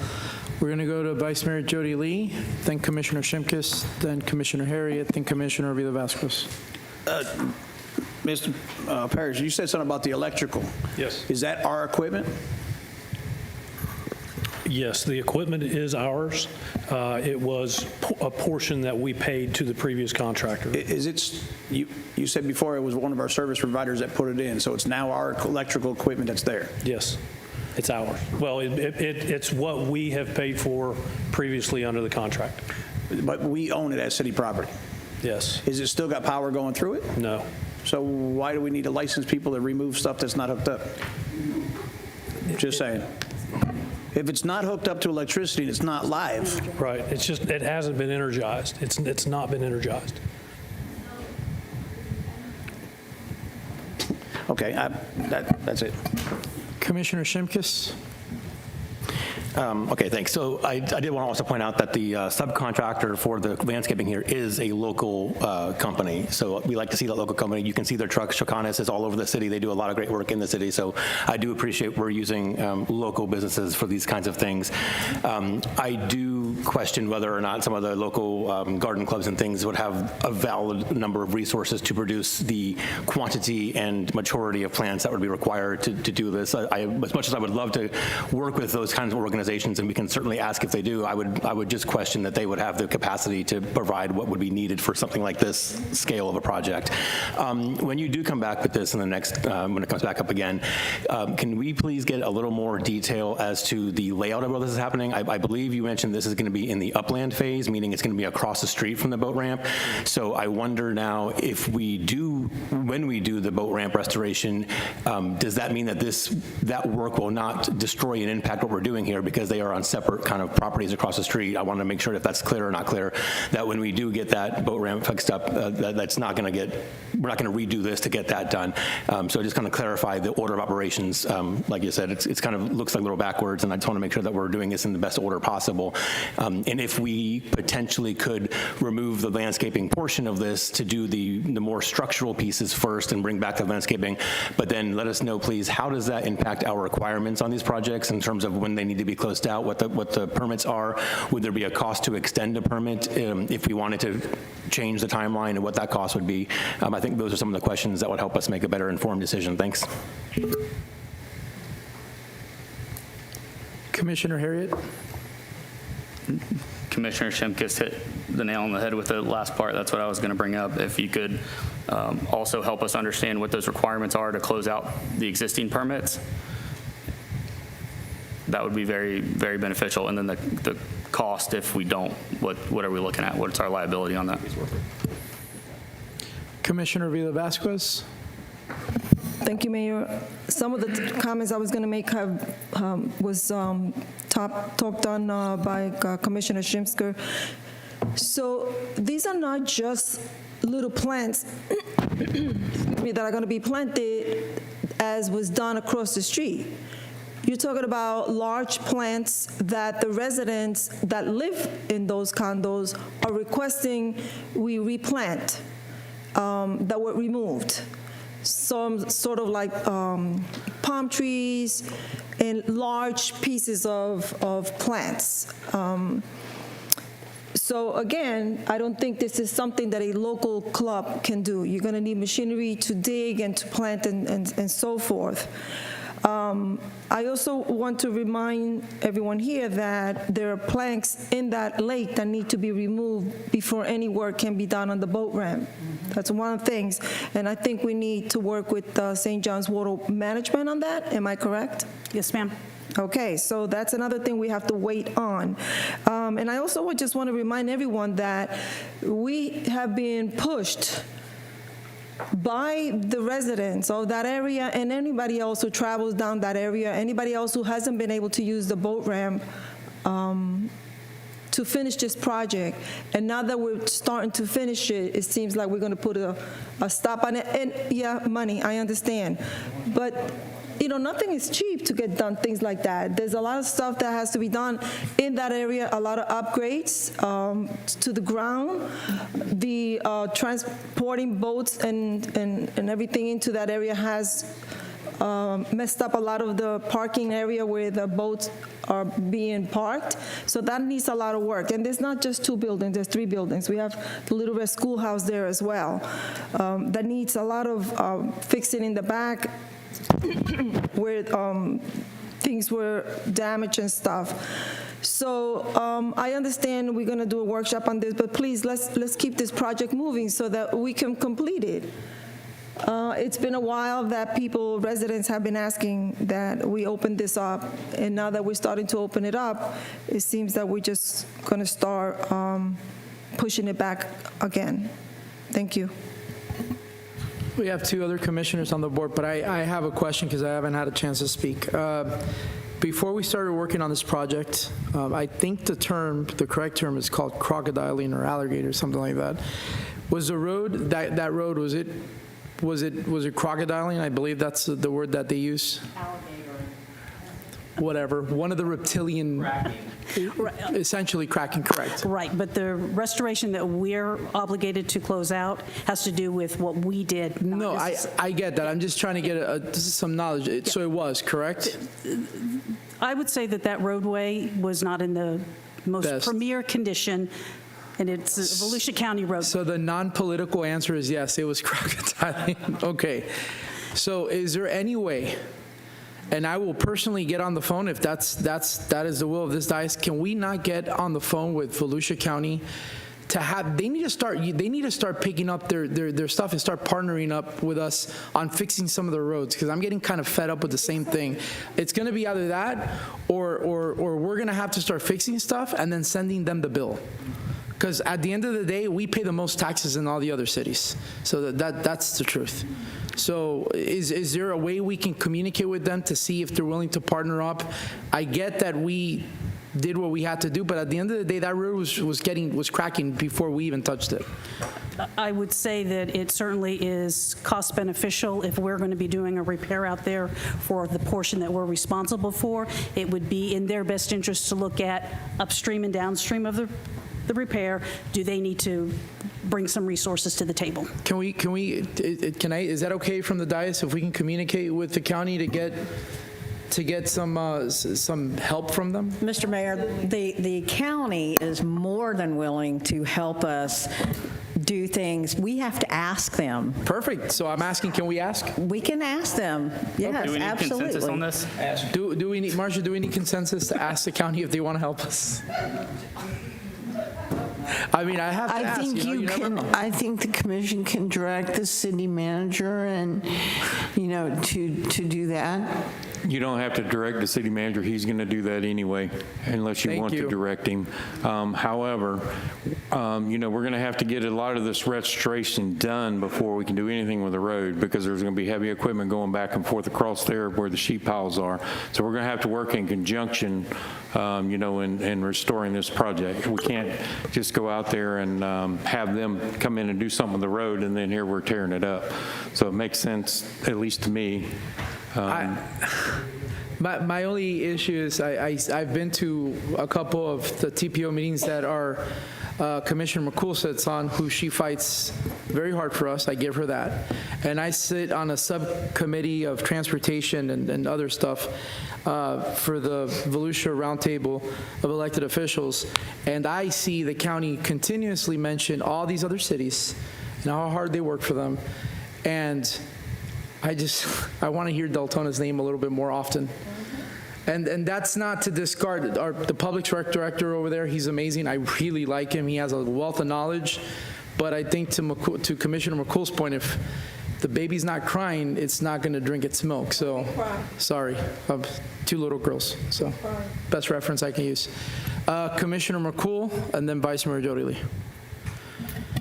I just wanted to reiterate regarding asking for work product, for that to be broken down, right, in distinguishable parts. I want to communicate that clearly.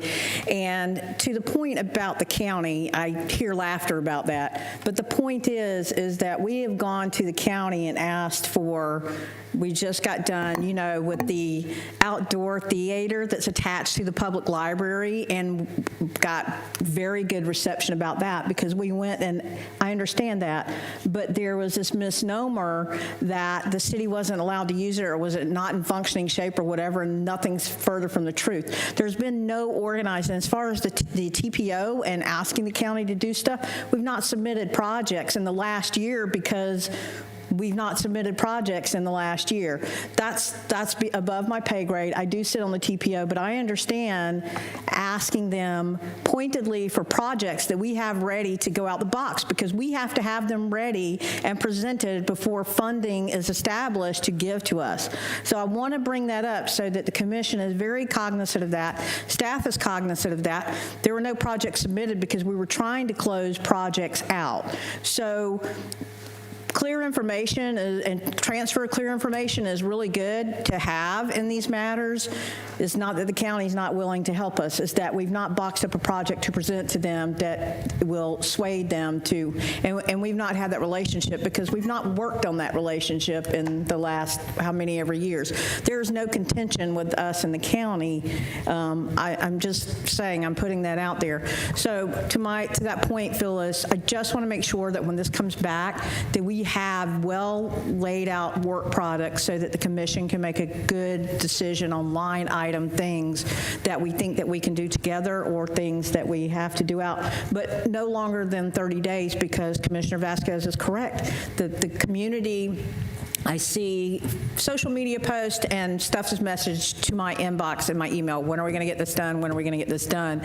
So I understand that balance right there. So if we can get this back as soon as possible, within no longer than 30 days, so that we can make that decision, and in the meantime, reach out to the county regarding the other.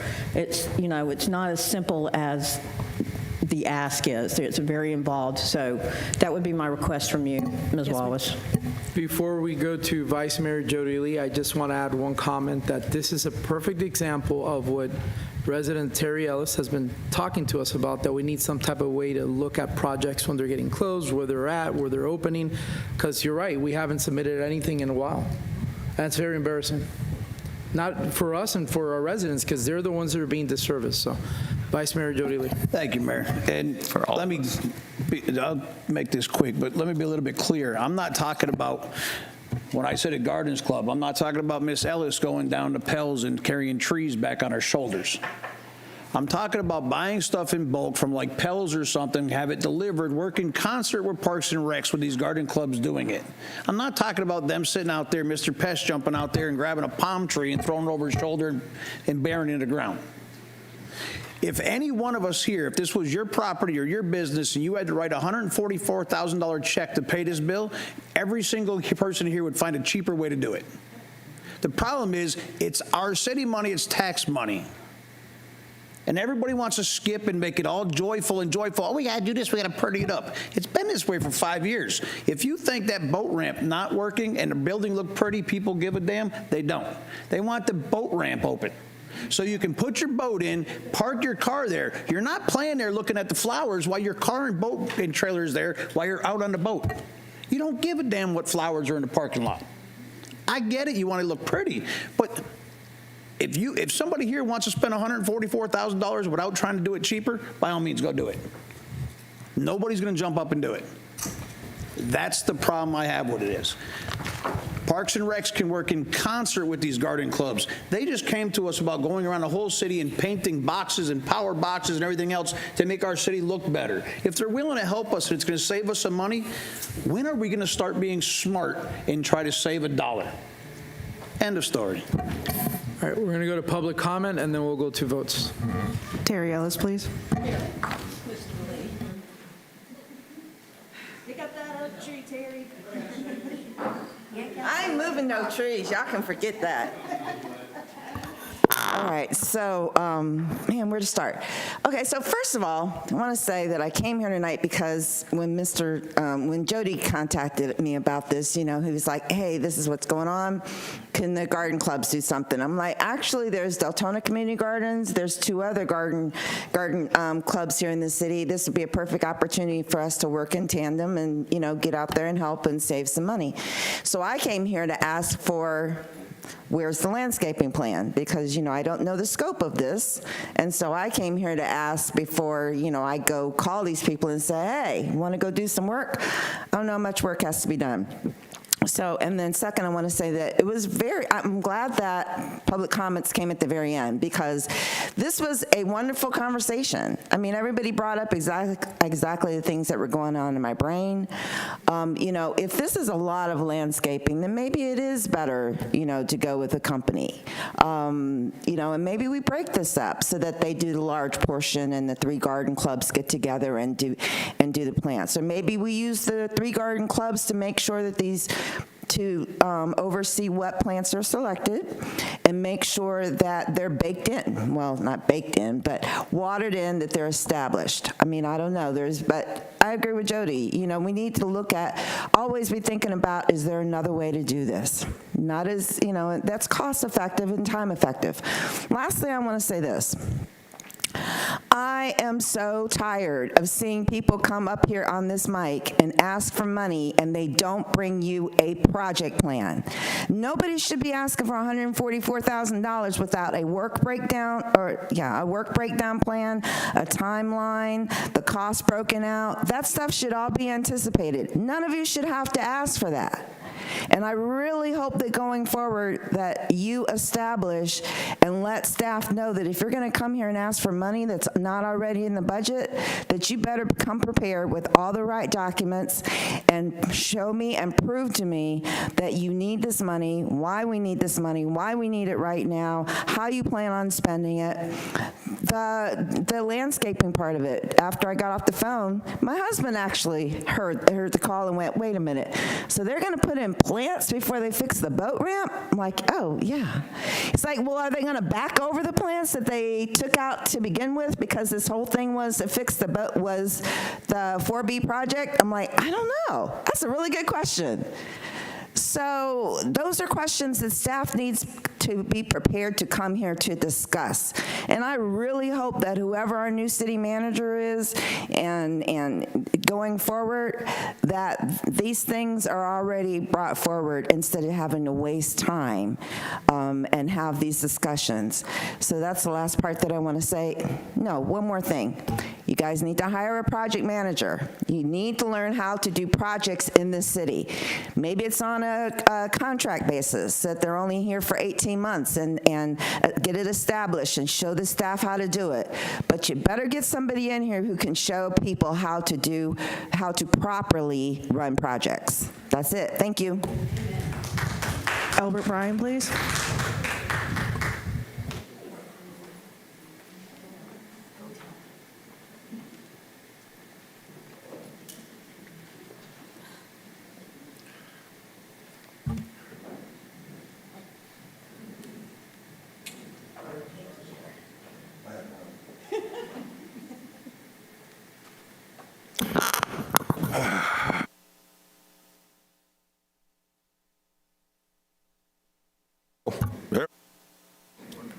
Wow, equipment failure here, people. And why did I lose 10 seconds over equipment failure? Really? Come on now. Okay, let's look at this. I mean, it's been a while since I actually stood up here and talked about this project. I've got video on my phone of your dilapidated road. I've got video of your dilapidated boat ramp that needs to be completely yanked out, redesigned, so it goes further out so you aren't blocking traffic on that main road. I didn't hear any of that in any of this. Oh, that's right, because this is just landscaping. Now let's think about that for just a minute. Landscaping. You got a building that needs to be torn down there because the floor does this. There's the underneath of the floor is coming out. I haven't heard anything about that. You're going to do all this, run over these bushes that they're going to put in, so you're going to spend $144,000, to have bushes run over, to have all the shell picked up and driven away onto that dilapidated road. This is what we call getting the wheel before you have an idea, before you even have a cart or a horse. That's how backwards this is. This whole project has been screwed up by Tetra Tech. Oh, that's right. Have all those contractors been paid yet? Oh, that's right, they haven't. So you want to close this out? That was a theme I heard from staff. We want to close this out. And yet contractors haven't been paid. Well, how do you close something out if you haven't paid the people that screwed it up in the first place? Oh, maybe we should have held them accountable a year and a half, 2 years ago when they screwed up. But nobody wanted to do that here. When I stood here the first time and asked that we hold them accountable. Why are we paying $144,000 to restore something we didn't screw up? You're putting the citizens on a hook for a company that royally screwed you. And they didn't even give you any kissing with it. So, you now want to take and put a bid out, but you got one company to bring back a bid. Just one. Doesn't that raise any kind of alarms here, people? That you had one company out of dozens and dozens and dozens of landscaping companies in Volusia County, Seminole County, and all the surrounding areas. You got one. Maybe it's because they understand Deltona does not pay their contractors on time. Think about this, people. Really, think about this. Do you think you need to put out $144,000 on something that you're taking and telling us that we screwed up? Us citizens screwed up. No, we didn't. Y'all did because you didn't hold Tetra Tech accountable when they hired Universal, who screwed the original survey up. They told Tetra Tech, oh, there's no artesian wells there. What did we hit? Oh, that's right, we hit artesian wheels. Well, why do you think all that got screwed up there? I got so much video on this that's not even funny. You want proof that Tetra Tech screwed us? I'll give you my phone for an hour. Let you download it all. Kathy Bryan, please.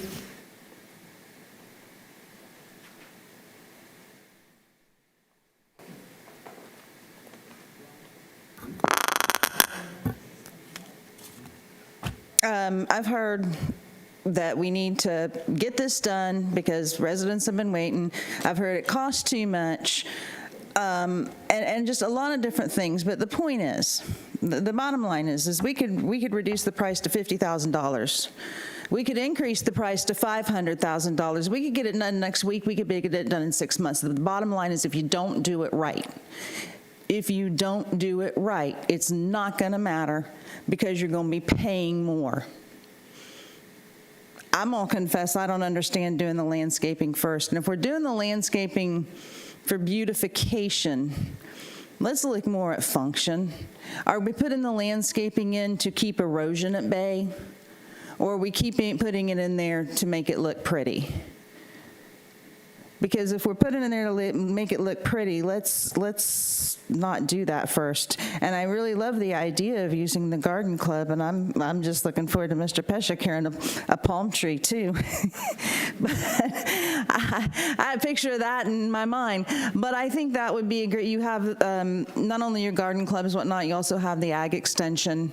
That when it comes to getting the right plants in there, because every time they build a building, yes, when we got to replace it, mitigate, blah blah blah. And they put a twig in.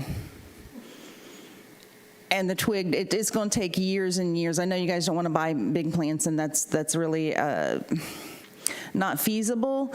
But if you're going to put little bitty things in that need a lot of maintenance, that's not good either. You're not doing anything to prevent the erosion. I did something last week actually that I haven't done in a really, really, really, really long time. I locked my keys in my car, and I had to wait for my youngest to bring them down to me. I was in Orlando, down by Arnold Palmer Hospital, and right in front of the hospital on Orange Avenue is Lake Beauty.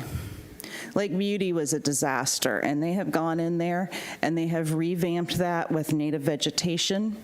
They've put in water mats that help absorb the pollution from the street and storm water drain off. There's a lot of stuff that they've done to help continue that area to be nice. And so I think it's important we look at some of those items as well. It would also be nice too to consider, you want a boat ramp and stuff in there. What about some passive recreation areas, like putting in for a kayak or canoe, areas like that? Let's be smart about it. And I'm looking forward to seeing what comes back to the table on this. Thank you. Lindsay Briones, please.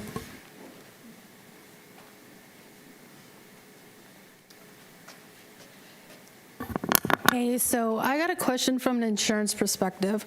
So the people who, I guess it's Tetra Tech and Universal, when they screwed up the whole situation, did any of you guys get a COI for it? The COI is a certificate of insurance. Most companies have $1 million policy. It's a CPP policy. Have we looked into maybe going after their insurance to get that $1 million or $500,000 to help pay for this? Have you guys looked into doing that at all? Because if not, I'd be more than happy to look over that and tell you how to do that. That's what I do for a living. I do insurance for a living. So that's just another perspective. Also, with Terry Ellis, if you guys do decide to do that, there is a secret group. They're veteran gardeners of Volusia County, and it's a group of veterans that are Iraq and Afghanistan, 100% disabled, that go out and they help people within Volusia County, Lake County, and Seminole County do landscaping free of charge. And it helps with their PTSD symptoms. So I have about 500 members of that would be more than willing to help with that. So just thinking of a COI insurance perspective, that may be a legal recourse you have that way to help for that, to help recover some of these funds. Lawyers aren't always, there's different specialties depending on. She does. Ms. Briones, can you please keep the conversation here? I mean, if you can get a COI from them, I'd be more than happy to show you this is who you need to go through, because that's what I do for a living. They have SGL policies, umbrella policies, and they have CPPs. And umbrella policies can go up to $5 million. CPPs are $1 million. Sometimes you can get more. And SGL policies are about $1 million as well. So that should be able to cover some of the funds if you can go after Tetra Tech and Universal. Jim Pesha, please. Bring your palm tree. Is it upland? Palm tree and a chicken. Thanks for the palm tree. And the disaster at the lakefront continues. But I want to dig back into my memory a little bit. There's a community center building down there.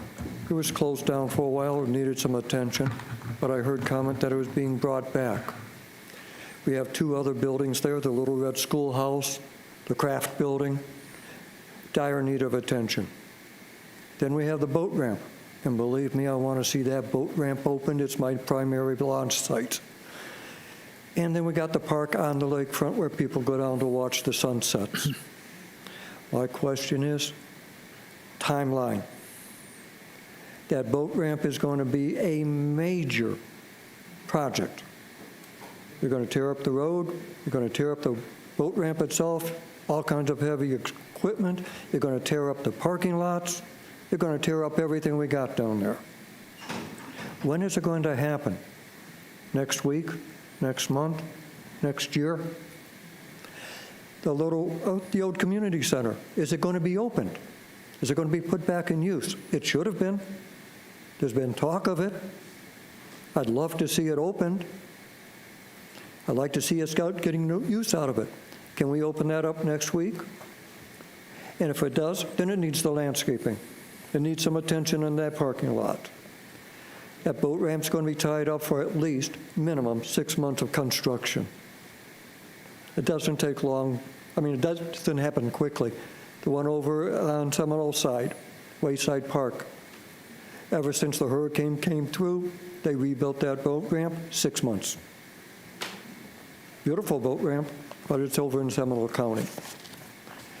We want ours back, but I want to know that timeline. If we're going to take a look and say we're not even going to get started on the boat ramp for another 6 months to a year, hope not, then we have to put some money into that landscaping so we can put that community center back into operation so our citizens can use it. We got to get the park back so our citizens can use it. This has been going on way too long. My personal opinion, it never should have been started. But we got to deal with what hands we've been dealt. But let's do it smartly. A lot of good comments were made up here tonight, from the dais as well, from the podium. Please take it all into consideration. Thank you.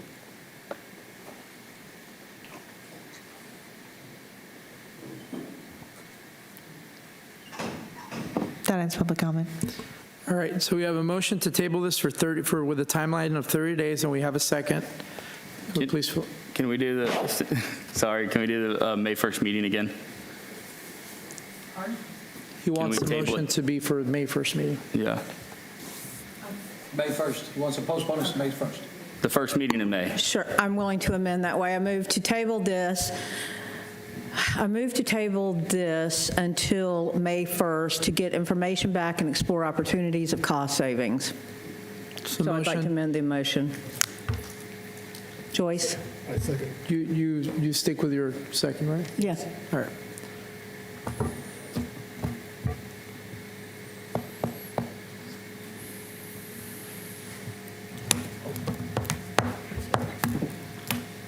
Unanimous vote of 7-0.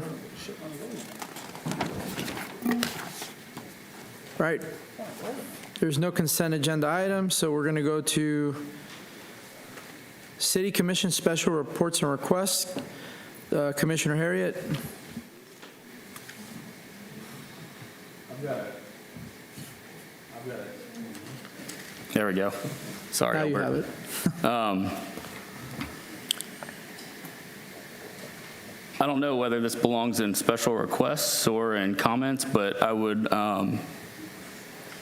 when this comes back, I'd like the city manager to kind of give us an overview on what happened with Tetra Tech,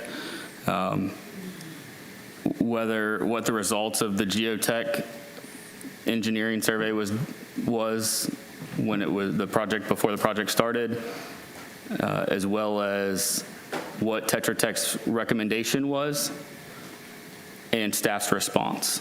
There's a lot of animosity towards Tetra Tech, and I just want to see where it's coming from.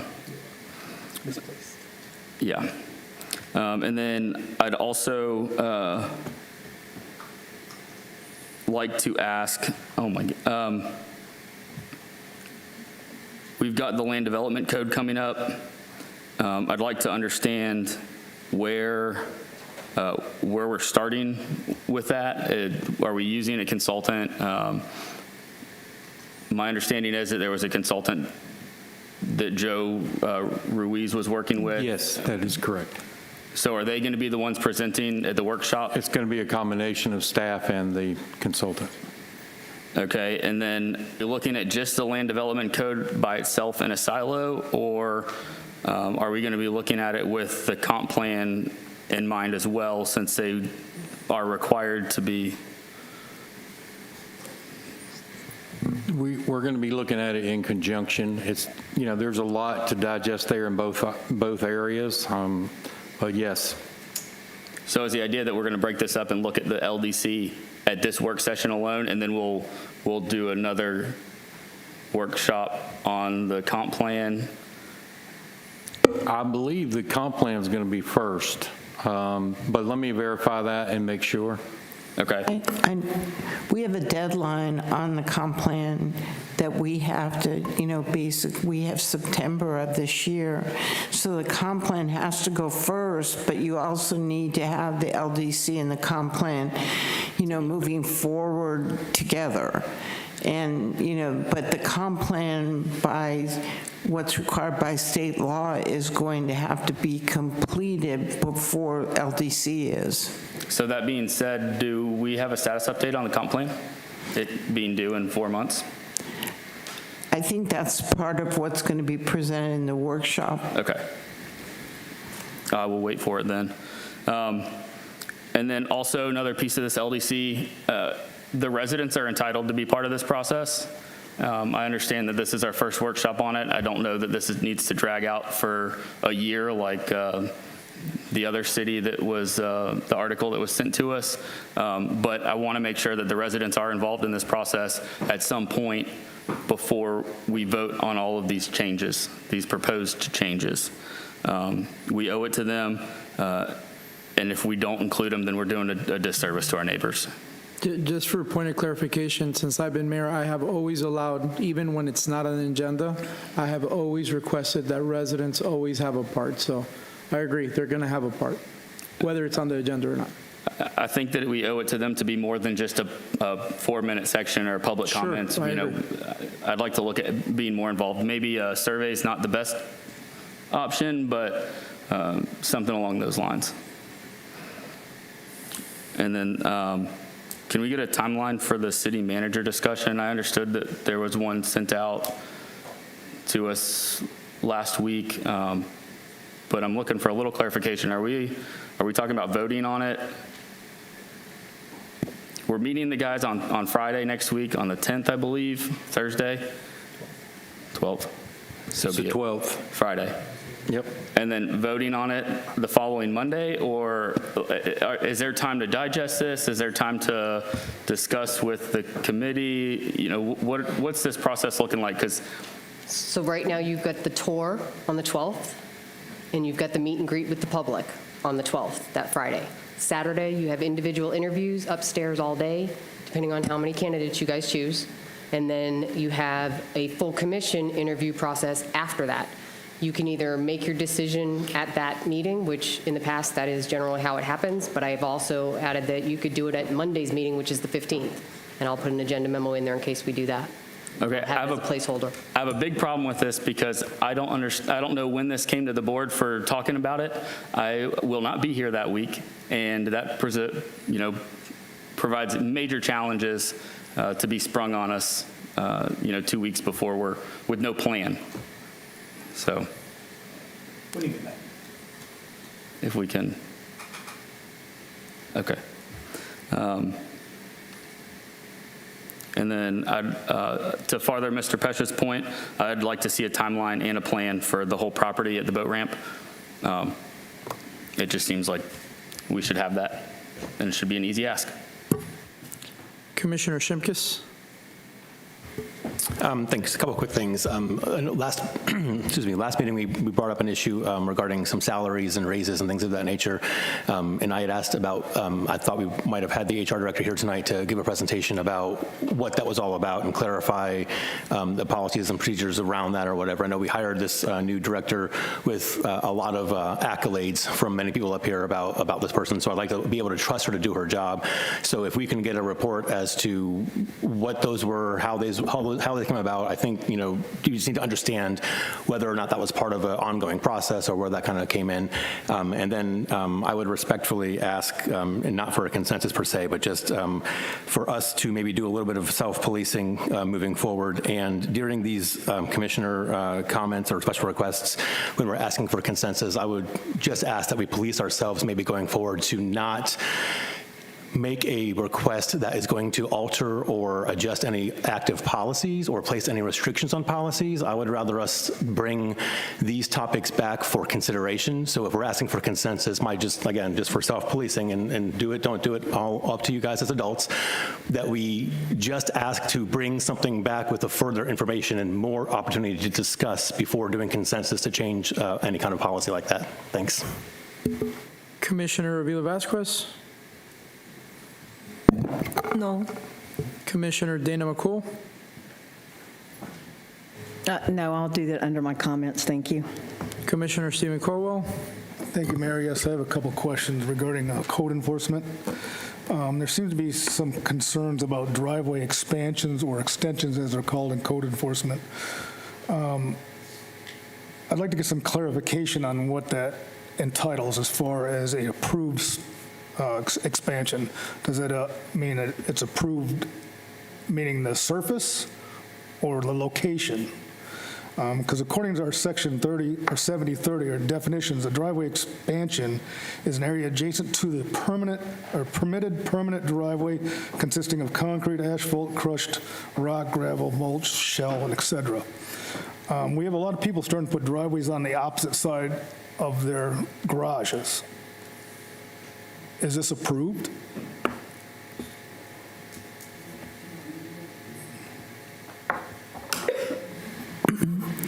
Commissioner, we discussed this earlier today, and it appears that we're having some interesting reactions out there as to driveways even in front of the front door, under the rafters, with a truck parked on it coming to.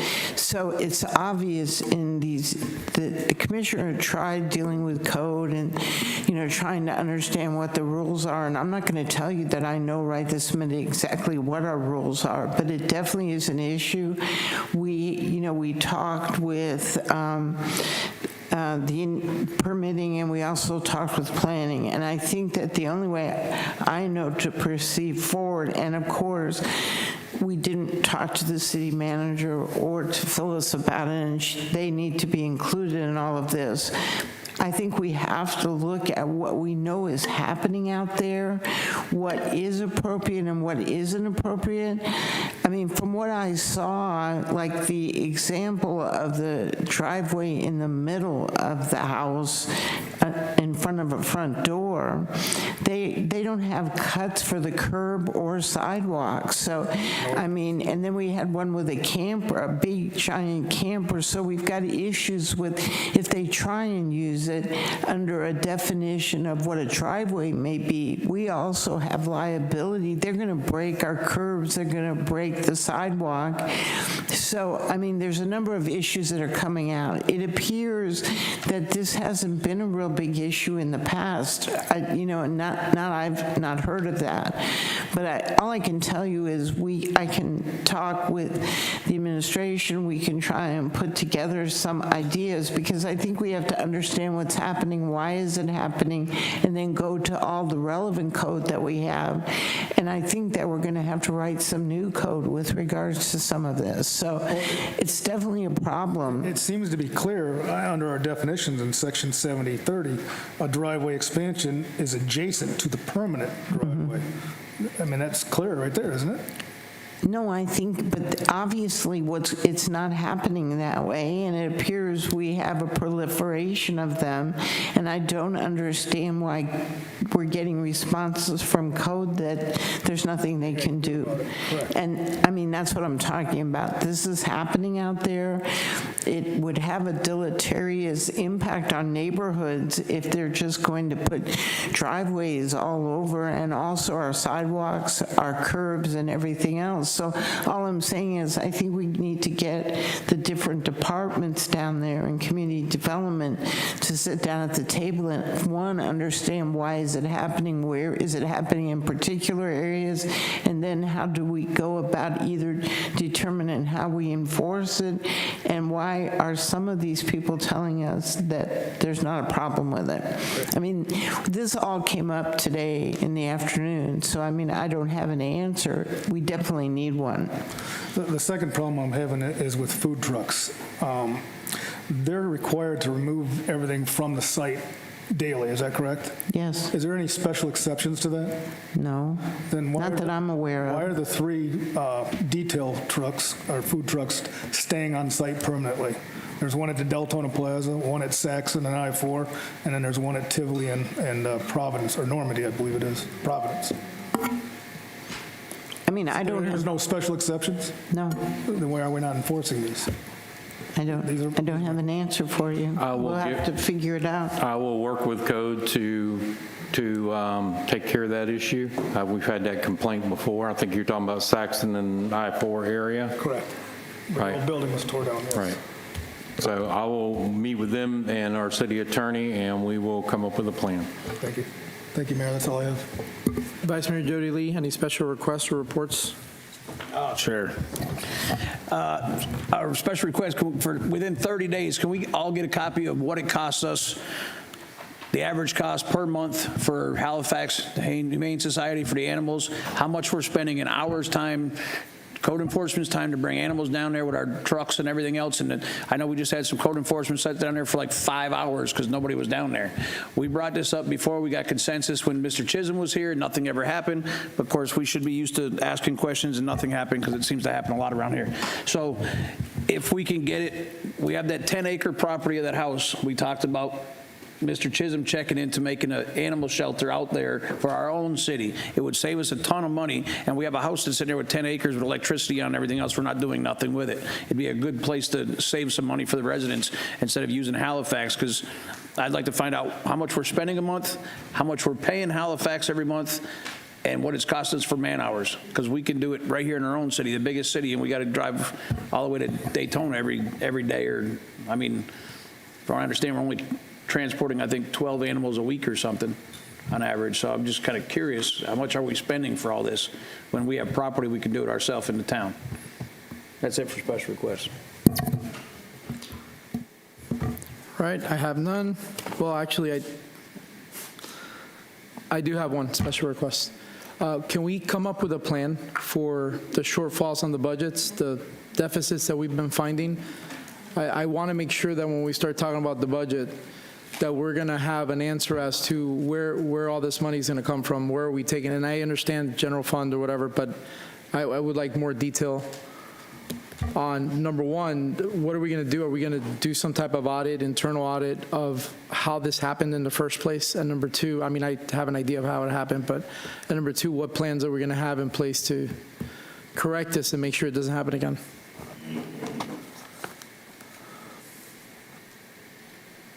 Yes, we're going to work on it through the budget process.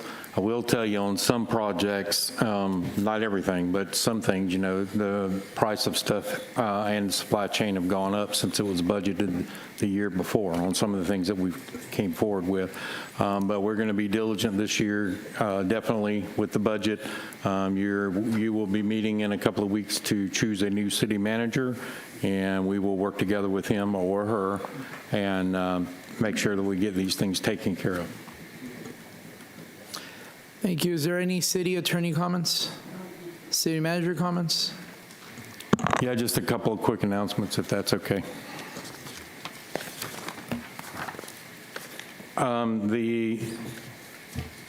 We will be having a blood drive here at the City of Deltona in the parking lot out here on April the 4th. April the 6th is a very important one. The West Volusia Housing Fair will be at the center. So there will be classes on credit checks, raffles, kid activities, but there'll be classes on how to go about getting a mortgage, how to go about repairing a home, how to go about doing various things. I know last commission meeting, no, it wasn't commission meeting, I'm sorry, special magistrate, there was a gentleman that got up and spoke about repairs. He was new to the housing market and owning a house. So that will be taken care of, in that process. And that's pretty much it. I just wanted to say that I'm looking forward to being able to move forward with the city manager search and you all being able to, no pun intended, but I will be here to, y'all are making me laugh now, to be here to help through with that process. I know that you all are looking forward to, along with our residents, looking forward to getting a new city manager. So thank you very much. That's it. All right, we're going to go to City Commission comments now. Commissioner Davis and Harriet. I don't have any comments. I already got those out of the way. Thank you. Commissioner Troy Shimkus. Just real quick, on Saturday, April 6th, the Deltona Community Gardens is having their spring festival and plant sale at 675 El Grove Drive from 10 a.m. to 2 p.m. So come on down and learn about some plants and buy some plants. Have a great weekend, guys. Commissioner Vila Vasquez. Thank you, Mayor. Again, I was going to mention the West Volusia Housing Fair, which is also an affair function that is being done by the city of Deltona. Same day the garden is having their stuff, Commissioner Troy. So, and also I just want to remind everyone that on April 11th, Thursday, there is going to be another Volusia Sheriff's CompStat meeting right here in this building, in this room right here at 8:30 in the morning, and it's open to the public. And thank you everyone for coming out, and have a safe trip home. Commissioner McCool. Thank you very much, Mr. Mayor. I wanted to talk about hurricane prep already. Yes, it's that time again. We have forecasts coming out. I will tell you that I had some precursory conversations with the city manager and with Ms. Wallace about this, and they're both very dedicated. They preempted me with suggestions and dedicated to moving forward with this city and putting together things so that the residents understand they're taking care of some new things for our elderly and for our disabled residents. That's really important to them, to us, regarding that. I will tell you that I have reached out to our Deltona High School principals with great reception so that when we are called to mobilize, these students will be on site helping with filling sandbags for those that can't. They graciously extended the offer to do that, so I'm excited about that, as I know that they are, because they really showed up last year when we needed them. So that will be happening. We'll be putting together programs to answer the call for those that cannot help themselves. So please remember that if you hear of your neighbors needing some extra help, let any of us know sitting up here on this commission, and we'll make sure that that happens.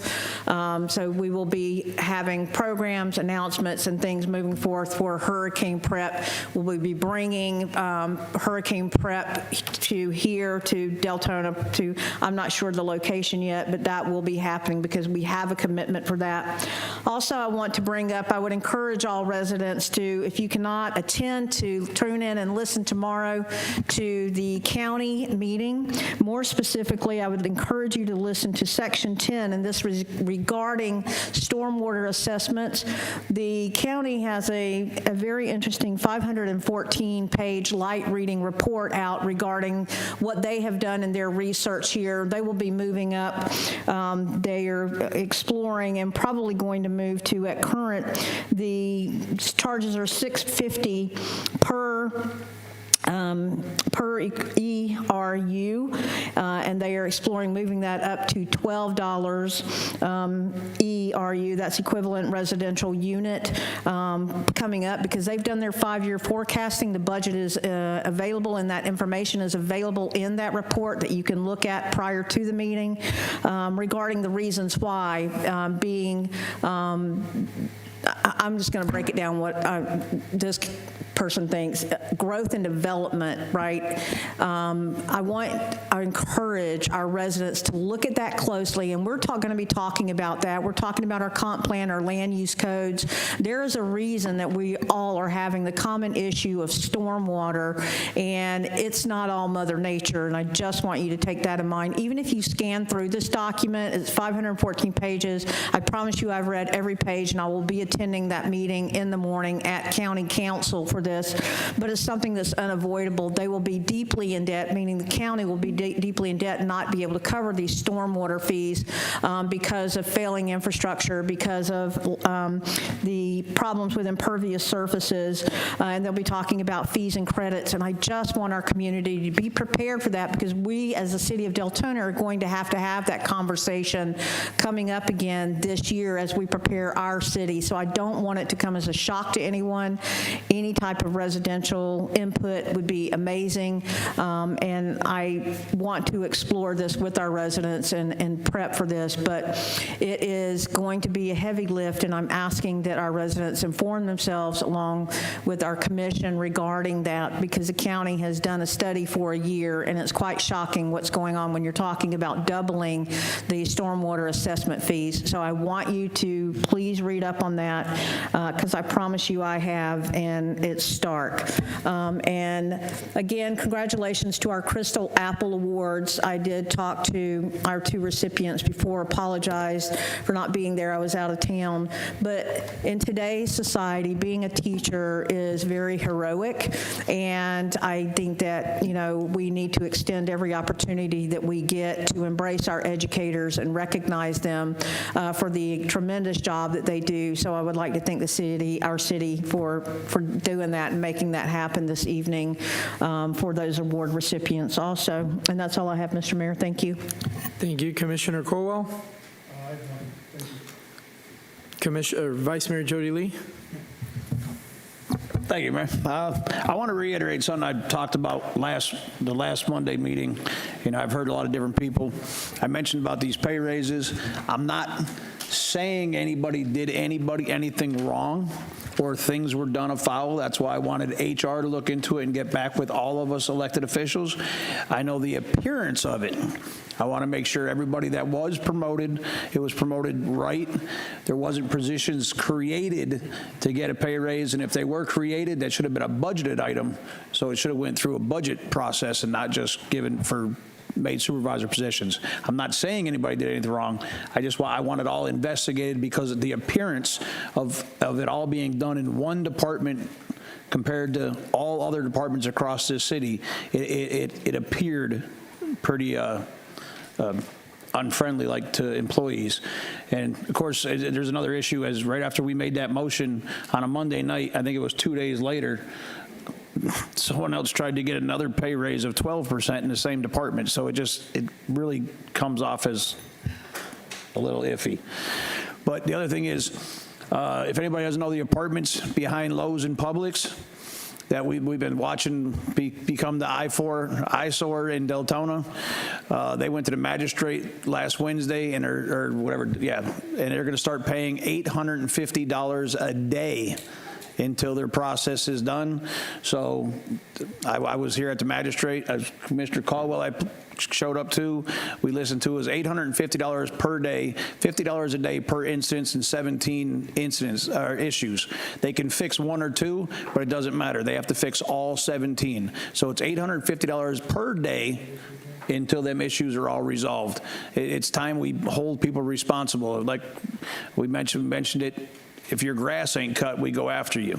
Well, guess what? These big developers need to be held responsible when they create issues in our city. They did the same. I know Ms. Wallace is working with the Osprey Estates to fix any of the flooding issues are over there with Cortland Park and all that. I'm glad she's working on that. But these are the things we need to do in our city: is hold people responsible and accountable when they just want to do these massive buildings and cause more issues to people that have been here for a while.